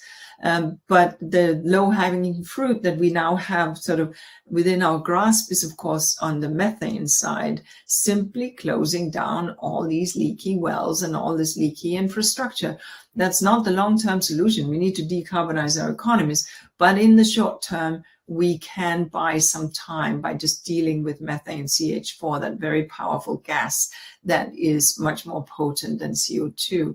So these are some of the urgency. But on the sort of more climate justice side, we need to ensure that we invest in nature's infrastructure, in forest restoration, in ecosystem restoration. Lots of money were on the table. We're monitoring that very closely to see that this follows through. So there are some real deliverables here on nature and the biodiversity side. It is more difficult. We want to see a nature positive agriculture.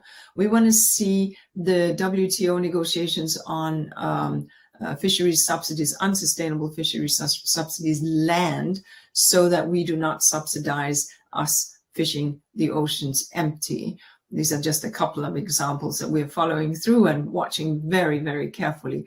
And on pollution, just last month in Nairobi, we gabbled an agreement to arrive at a legally binding agreement to end plastic pollution, on top of the other pollutants that we're already managing. So driving on all these sort of pathways towards ending the climate crisis, which is an uphill battle, and getting at solutions on nature and pollution as well. Absolutely. If I can dig a little bit more into the issue of deforestation, and I know at COP26, there was a landmark agreement wherein 100 countries, over 100 countries, committed to ending deforestation by the end of the decade. What is being done in a material sense to take action and to meet those goals? It's an incredibly ambitious goal, and especially as we've seen over the last year, continued deforestation in rainforests around the world. What are some practical steps that you're seeing on the ground that are moving that ambition forward?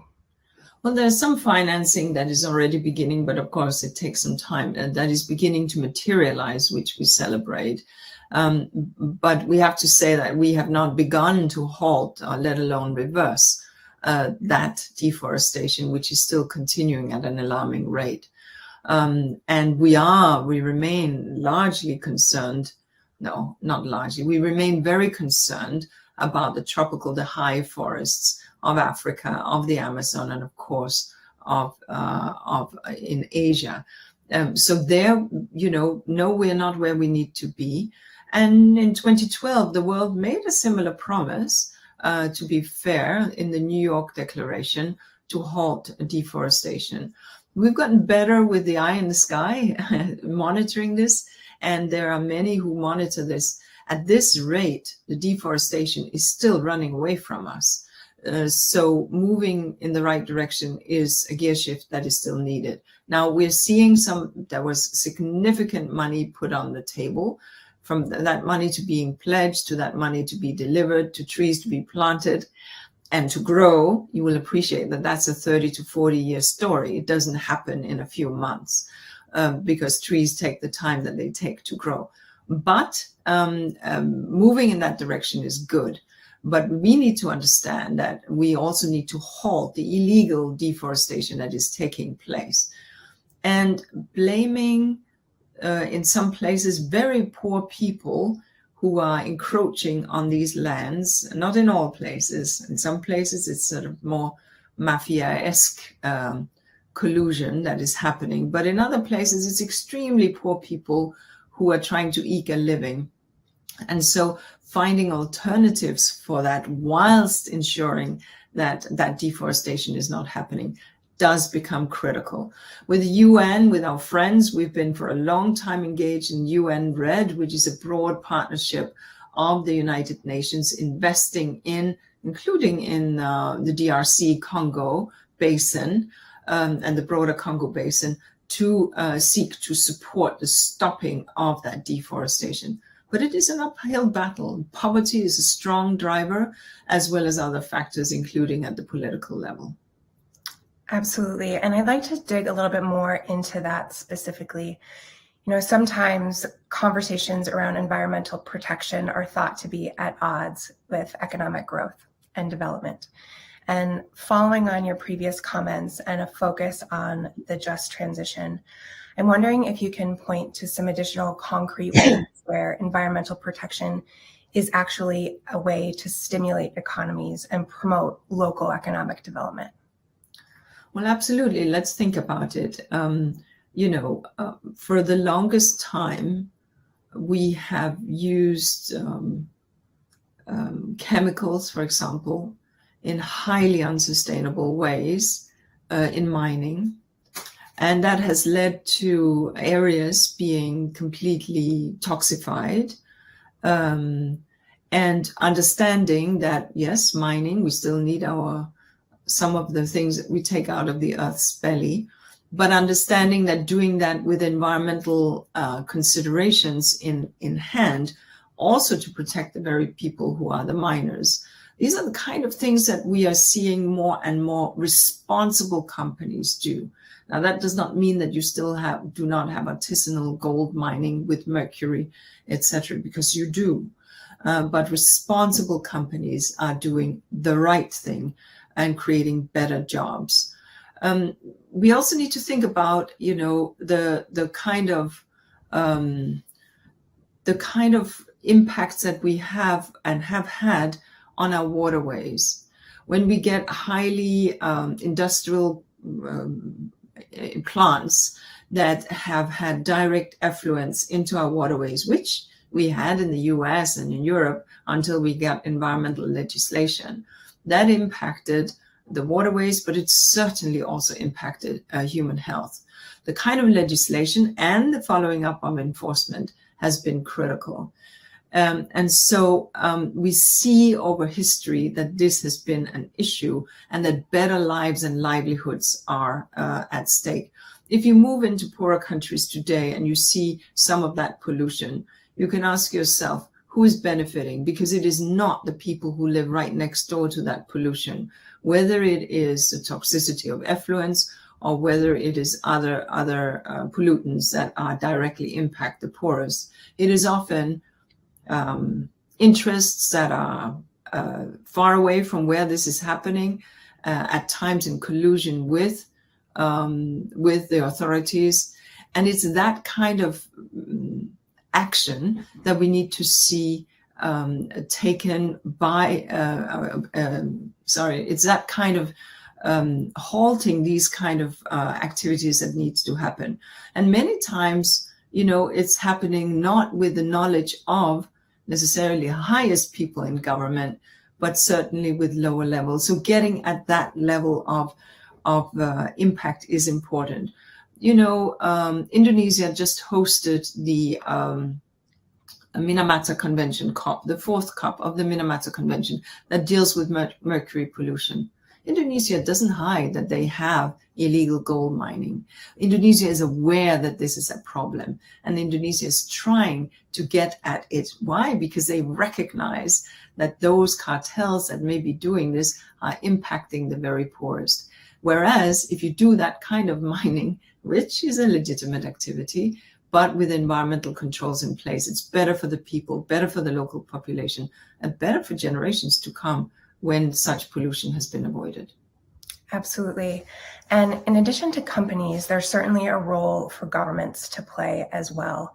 And thinking about the moment that we're in, and as we're emerging from the pandemic, and governments around the world are really mobilizing for post-pandemic recovery and putting together investment packages toward that end. I'm wondering how you think about that and how governments can craft those recovery packages and target investments, address procurement and other areas where there are large levers that can be brought to bear for more sustainable consumption and addressing those aspects that really can contribute to economic recovery, but also promote sustainability at the same time.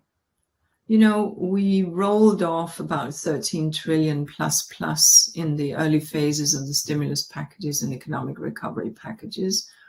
And we got a fail, in my view. We did not use this money in a way to really shift the gears towards green and clean. We did not. We could have put green conditionalities on some of that. Now, some of it was into people's pockets, some of it was for health.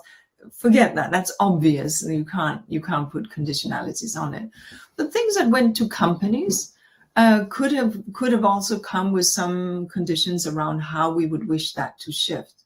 So as the second generation recovery packages roll off governments' dockets, now really is the time to make this happen.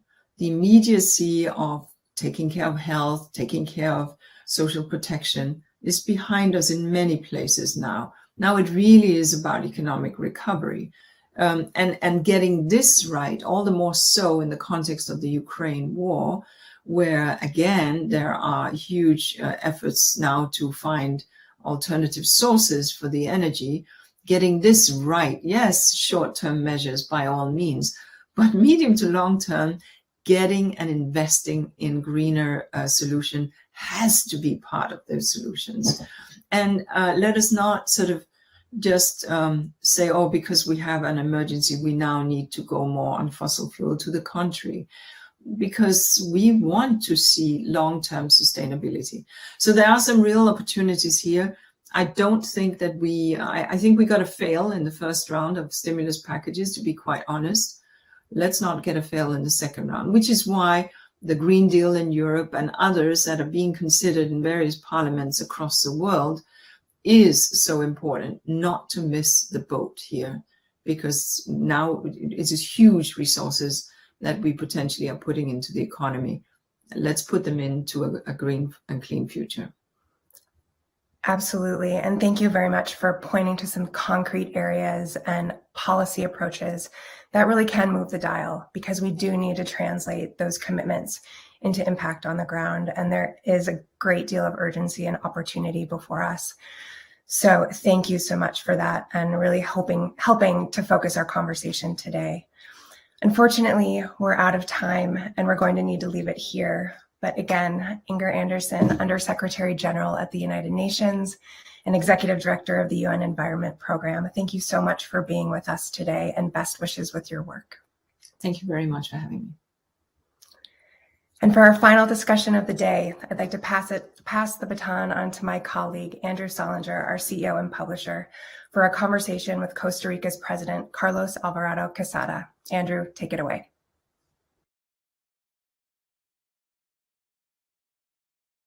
For this next conversation in the summit, which should be very exciting with President Alvarado of Costa Rica. But before we get to that final conversation, I just wanted to take a moment to tell you about the wide range of exclusive analysis and research on climate change that is available with FP Insider, our subscription for geopolitical professionals. Earlier, if you were tuned in, I mentioned the latest report from FP Analytics on how Russia's invasion of Ukraine has caused supply chain disruptions and food price spikes that threaten the global trade of grains, oilseed, and fertilizers, staples for billions of people across the world. This FP Analytics brief addresses this critical question and examines how the long-term effects of climate change exacerbate global security. And we have a series of other reports in our Insider offering, so please do have a look and read through and subscribe. But now I think we're ready to go with President Carlos Alvarado Quesada of Costa Rica. He has not only spearheaded Costa Rica's excellent environmental and sustainability work and track record, but also pushed for actionable change beyond its borders. He's a bit of an environmental rock star, so we're very lucky to have him here. Welcome, President Alvarado Quesada. Thank you very much, Andrew. For me, it's a real pleasure to have this conversation with you and, well, with your audience. Very much happy to have you here. So I wanted to start out by pulling on that last thread I mentioned. According to The Guardian newspaper, COP26 was Costa Rica's Super Bowl, and you were the Tom Brady of COP26. If there was a popularity contest at COP26, you'd have been the clear winner. You were the guy everyone wanted to meet with, from Jeff Bezos to Boris Johnson. Why is that? Well, Andrew, I believe it's because we walk the talk. I mean, it's nice to have that kind of recognition as a country, but it's founded not on publicity or on marketing. It's founded of actual climate action.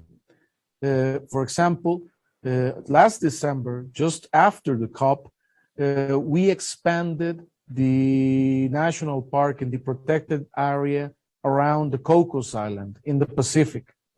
And before that, Costa Rica only had 2% of its ocean protected. Now we have more than 30% of our ocean protected. And to give a clear vision of what this means, now the Cocos Island National Park is larger than Costa Rica's continental land. And this is also relevant because it's a nature-based solution. It's part of what the High Ambition Coalition for Nature and Earth that Costa Rica leads with France and the UK plans. Nature-based solutions are a way to address climate change and the loss of biodiversity, and also a way for economic production. I give this example because at the beginning, the people in 2019, before the COP in Spain, when we create this alliance, people said, oh, that's too ambitious. That's never going to happen. But it actually happened. We make it happen. And now when we started in 2019 with the High Ambition Coalition, it was just 5 countries. Now it's more than 90 countries, 90 countries around the world being part of this coalition and building this kind of commitments. So, Andrew, I believe it's because we need to be coherent between what we need as a planet, what we say we commit, and what we implement and do. Thank you, President Alvarado. You also won an Earthshot Prize at COP26. Perhaps you could brag a bit about that. No, come on. Well, it's also the legacy that we've built for decades. I feel responsible as President of Costa Rica, not only to push the new boundaries in order of climate action, but to build upon of what's done in past generations. We won the Earthshot Award because of a very relevant program we have in Costa Rica of payment for environmental services. This is a program in which the government pays to private forest owners in order to protect them or to expand new areas of forest. This program, also with the policy of national park and preserve area, made it possible for Costa Rica to reverse deforestation. One of the few countries in the world that has reversed deforestation. In the 1980s, Costa Rica was 20% forest. It had a dramatic decrease from 80% at the beginning of last century to 20% in 1980. And today we have more than 50% of our territory with forest coverage. Payment for environmental services was key for that. That's why we received the Earthshot. When we started talking about payment of environmental services, many said that we were selling air, or we were kind of bluffing.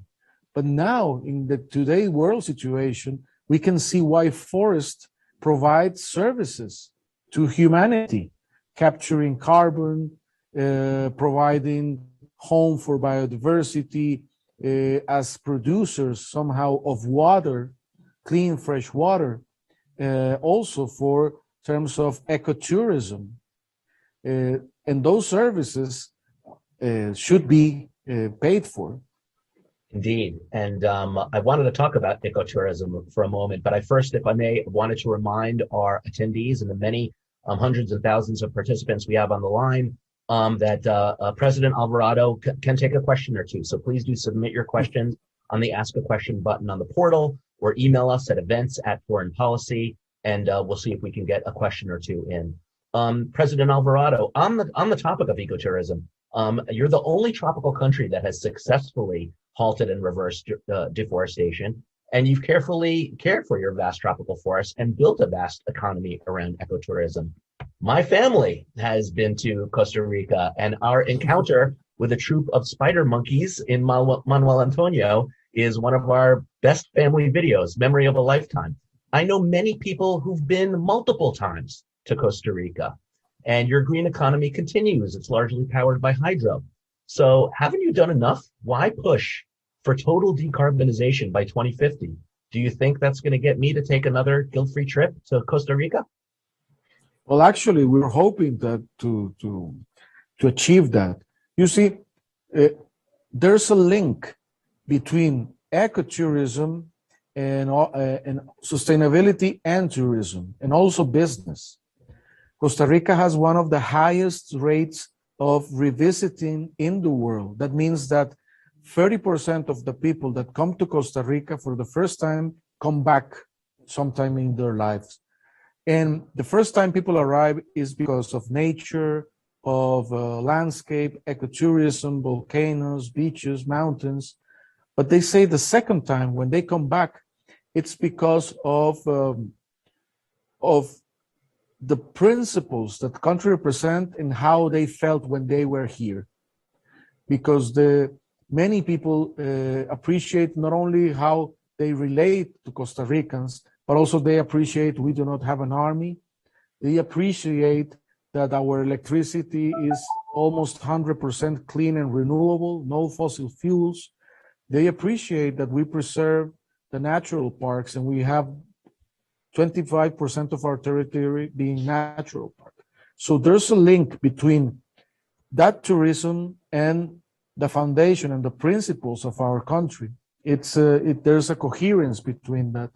And also it's good for business. Recently, many foreign investment that has arrived to the country. Our main export is medical devices, but many of that industry says we come to Costa Rica because we are aligned with its sustainability policy. One of the latest examples is Bayer. They made a $200 million investment in Costa Rica. And one of the key drivers was human talent to make it possible, but also alignment with the country's sustainability policies. Understand, yes, and Bayer, of course, one of the sponsors of this event, and led a great conversation on carbon farming earlier. We'll certainly make sure that we get that in front of you and your people. I also wanted to ask about the new Beyond Oil and Gas Alliance that you started and launched with Denmark as your initial partner. BOGA, maybe you could tell us a little bit about that, if you would, sir. Well, BOGA is also a very ambitious initiative. And I think that in today's world, we realize why is it so relevant for the planet and also for political reasons to move away from fossil fuels and leave oil and leave gas underground. I'm sorry, President Alvarado, please continue. No, sorry. It's clear that it's fossil fuels for most that are destroying the planet because of climate change. And some voices preach for a transition, and they preach that we should be still exploring for gas and oil. But the science is clear that we need to stop extracting oil and gas from within the land. So the BOGA Alliance is a very ambitious alliance saying, hey guys, we need to stop this, and we, instead of putting efforts on that, we need to move to stress on the necessity of the transition. One example that we are implementing here in Costa Rica has to do with hydrogen and green hydrogen. Given that we have an electric matrix that is clean and renewable, we can produce with that electricity green hydrogen for local consumption and for exports. That's going to create jobs. Hydrogen is an energy that you can store, but also when you deliver it, when you use hydrogen, you release water at the end of the process. So we believe that finance, international finance, science, efforts, innovation should be put very ambitiously on the energetic transition instead of insisting in exploring and exploiting gas and oil. And that's what the BOGA Alliance is all about. Very good. Thank you, President Alvarado. We do have a few questions coming in, so I was hoping I could combine them into one. Shamina Dana of Sausalito asks, let's group these together. What does an ideal private-public partnership at the national level look like to you? That's one question. And of course, you know, because of your success, it would be very interesting to understand and hear more about Costa Rica's example in that. From Tris in Washington, D.C. at the Peacemakers Network, what do you think other world leaders can take away from Costa Rica's eco-efforts example? And what can we learn and use in other nations to emulate what you're doing? Thank you, Andrew. Just one comment on what I was previously saying. Sustainability in energy is not only good for environment, it's good for for politics or for international policy. The more independent and autonomous you are in renewable sources, the better off you are. And I think we understand that in today's world. So public and private alliances, I'm going to give an example. Given our electric clean matrix, we have this feasibility project already just to go into construction of an electric cargo train. It's an electric cargo train that's going to go throughout the Caribbean shore of Costa Rica. This train means, being an electric train, that all the cargo we today are transporting through fossil fuels is going to be moved by train, and a train that's not going to release any CO2 to the atmosphere. But this project is it's so good that its future income can finance the construction. And it's a clear example of how a public-private alliance can work. So in a public-private alliance scheme, we can put this project for bid so that a contractor can build it and operate it, and the future utilities of its functioning can finance the construction in a green project that's going to reduce emissions, is going to reduce cost of transportation. It's better for the goods like fresh fruits and others that we export. It's better for security in terms of, for example, drug trafficking provides more security in that sense. So that's an example of how a public-private alliance can be achieved. It's good for business. It's good for the environment, creates jobs. So I think that's an example that growth and the environment are not antagonists, but completely the opposite. And sorry, Andrew, what was the other question? Well, the second question was around how other nations can emulate your example. Well, I do believe that Costa Rica, we see ourselves as we do want to lead by example, and that's true. But we do not want others to take literally our example. We're not expecting everybody to abolish the army and everybody to use hydro and geothermal sources for renewable energy. But what we provide is an example that change is possible and doing the right thing is possible. When people say reverse deforestation is impossible, then you have the example of Costa Rica. When you say that the developing societies cannot protect that much because they need to grow, then you can show that conservation is a method of growth through the example of Costa Rica. So at the end of the day, the example is you need to take the courageous path. You need to do the right thing without any reservations. You need to be bold and you need to act.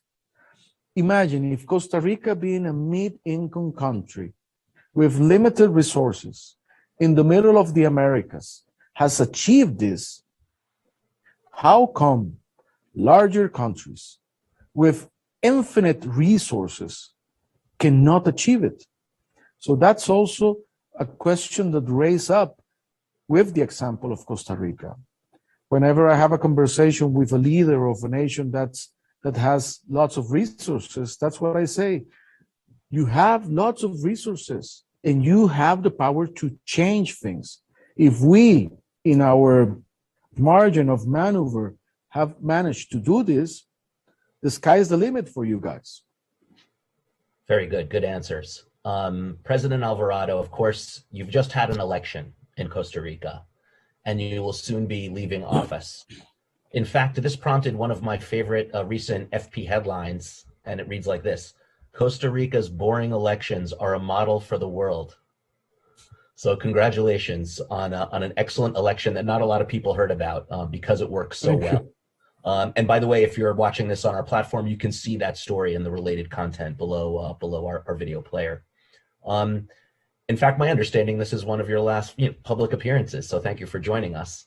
I'm curious, and our participants are interested as well. Janet de Esquivel of Guatemala at RTI asks, what are the building blocks Costa Rica has used to solidify environmental policies that last through multiple administrations? What will happen to your leave it in the ground policy after you leave office? Ticos are routinely found in international climate leadership positions. The architect of the Paris Agreement, Cristiana Figueres, is the sister of Jose Maria Figueres, who just lost to Rodrigo Chavez Robles. Chavez has said he is against oil exploration, but maybe not as much on gas. Are you worried? Do you think your policies will carry forward? Well, to both of those questions, one key success of many of the Costa Rican policies is that throughout time, some of them started as the initiative of one administration, but they managed to be so successful that they have remained throughout time, and they have turned into national legacy. I mean, the decision is more than 70 years ago to abolish the army, or to create national parks 50 years ago, starting in that trend, or the payment of environmental services.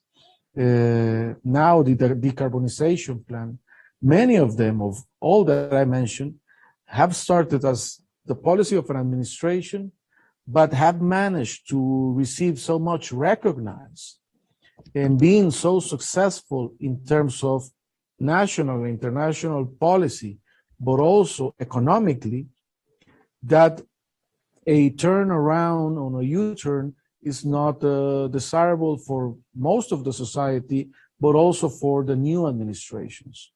It's true that that's it's not bulletproof, but tendency is that the course remains more or less the same. And there have been many, for example, the new foreign minister that's going to be in office in a few days, he mentioned why we need to preserve the leadership of Costa Rica in human rights and also in climate action. The new minister to be of environment, he was part of the Kyoto Protocol and used to be ambassador a couple of years ago of climate change. So he knows the discussion. So I'm hopeful that we will remain on course and that we will remain being a big player, even though it's a small country, but a big player on the climate debate. I'm confident Costa Rica will, and I'm confident you will as well, personally. So I have to ask, what are your plans post-presidency? I hope a long vacation, maybe in Manuel Antonio. But FP would be honored for you to announce your next adventure on at the end here, the conclusion of the Climate Summit. I know you're a former journalist, so maybe you are tempted to pick up a pen. What are your plans, sir? Well, when I have my definite plans, Andrew, for sure it will be a pleasure to communicate those to you and to your readers and viewers. But for sure, I'm going to rest for a while, but not that long. I want to get back to work. I want to rest and get back to work. And my plans will be to get involved probably in academia and also to get involved in academia / diplomacy on climate. I want to remain in this field because I think it's the most relevant issue of our generation. We need to take care of the planet. We need to abolish fossil fuels, and we need to pull our act together. As I mentioned in my last appearance in the United Nations, we need to fix things in order to protect the planet for our children and our grandchildren. So I do this for my son. So I'm going to probably get involved in foreign policy related to climate action and in academia. Well, we hope that is the case, President Alvarado. This has been a fantastic discussion. We look forward to seeing you at COP27 and see you continuing your work in academia, in diplomacy, maybe journalism, maybe writing for us in the future. I want to thank you sincerely from Foreign Policy and everyone on this call for not just participating in this discussion, but for all the fantastic work that you and Costa Rica have done. Mucho gusto. Thank you very much, Andrew. Thank you very much to you and your audience. Thank you. That was President Alvarado of Costa Rica. Fantastic to have him recap everything that we need to be doing going forward in Costa Rica's success story, and really leaves us on a positive note.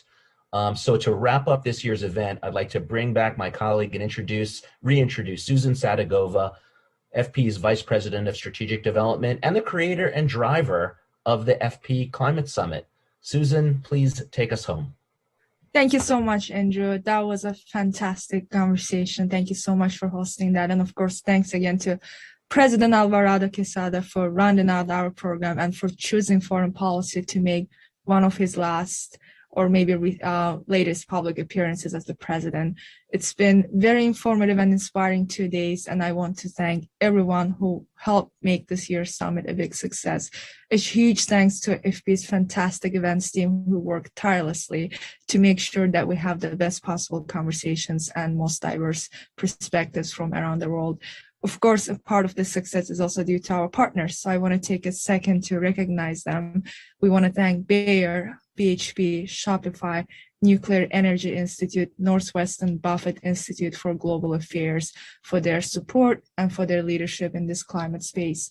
And as always, big thanks to FP's global audience who joined us today. And yesterday we had thousands and hundreds who joined us from all around the world. If you missed any part of the program, it will be available on our page later today. So please make sure to check back.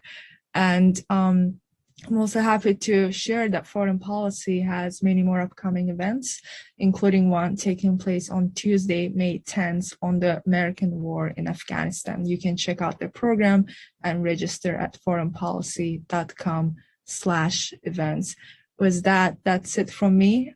Thank you again for joining and for listening, for tuning in, and for all the excellent questions. We hope to see you again next year for next year's Climate Summit.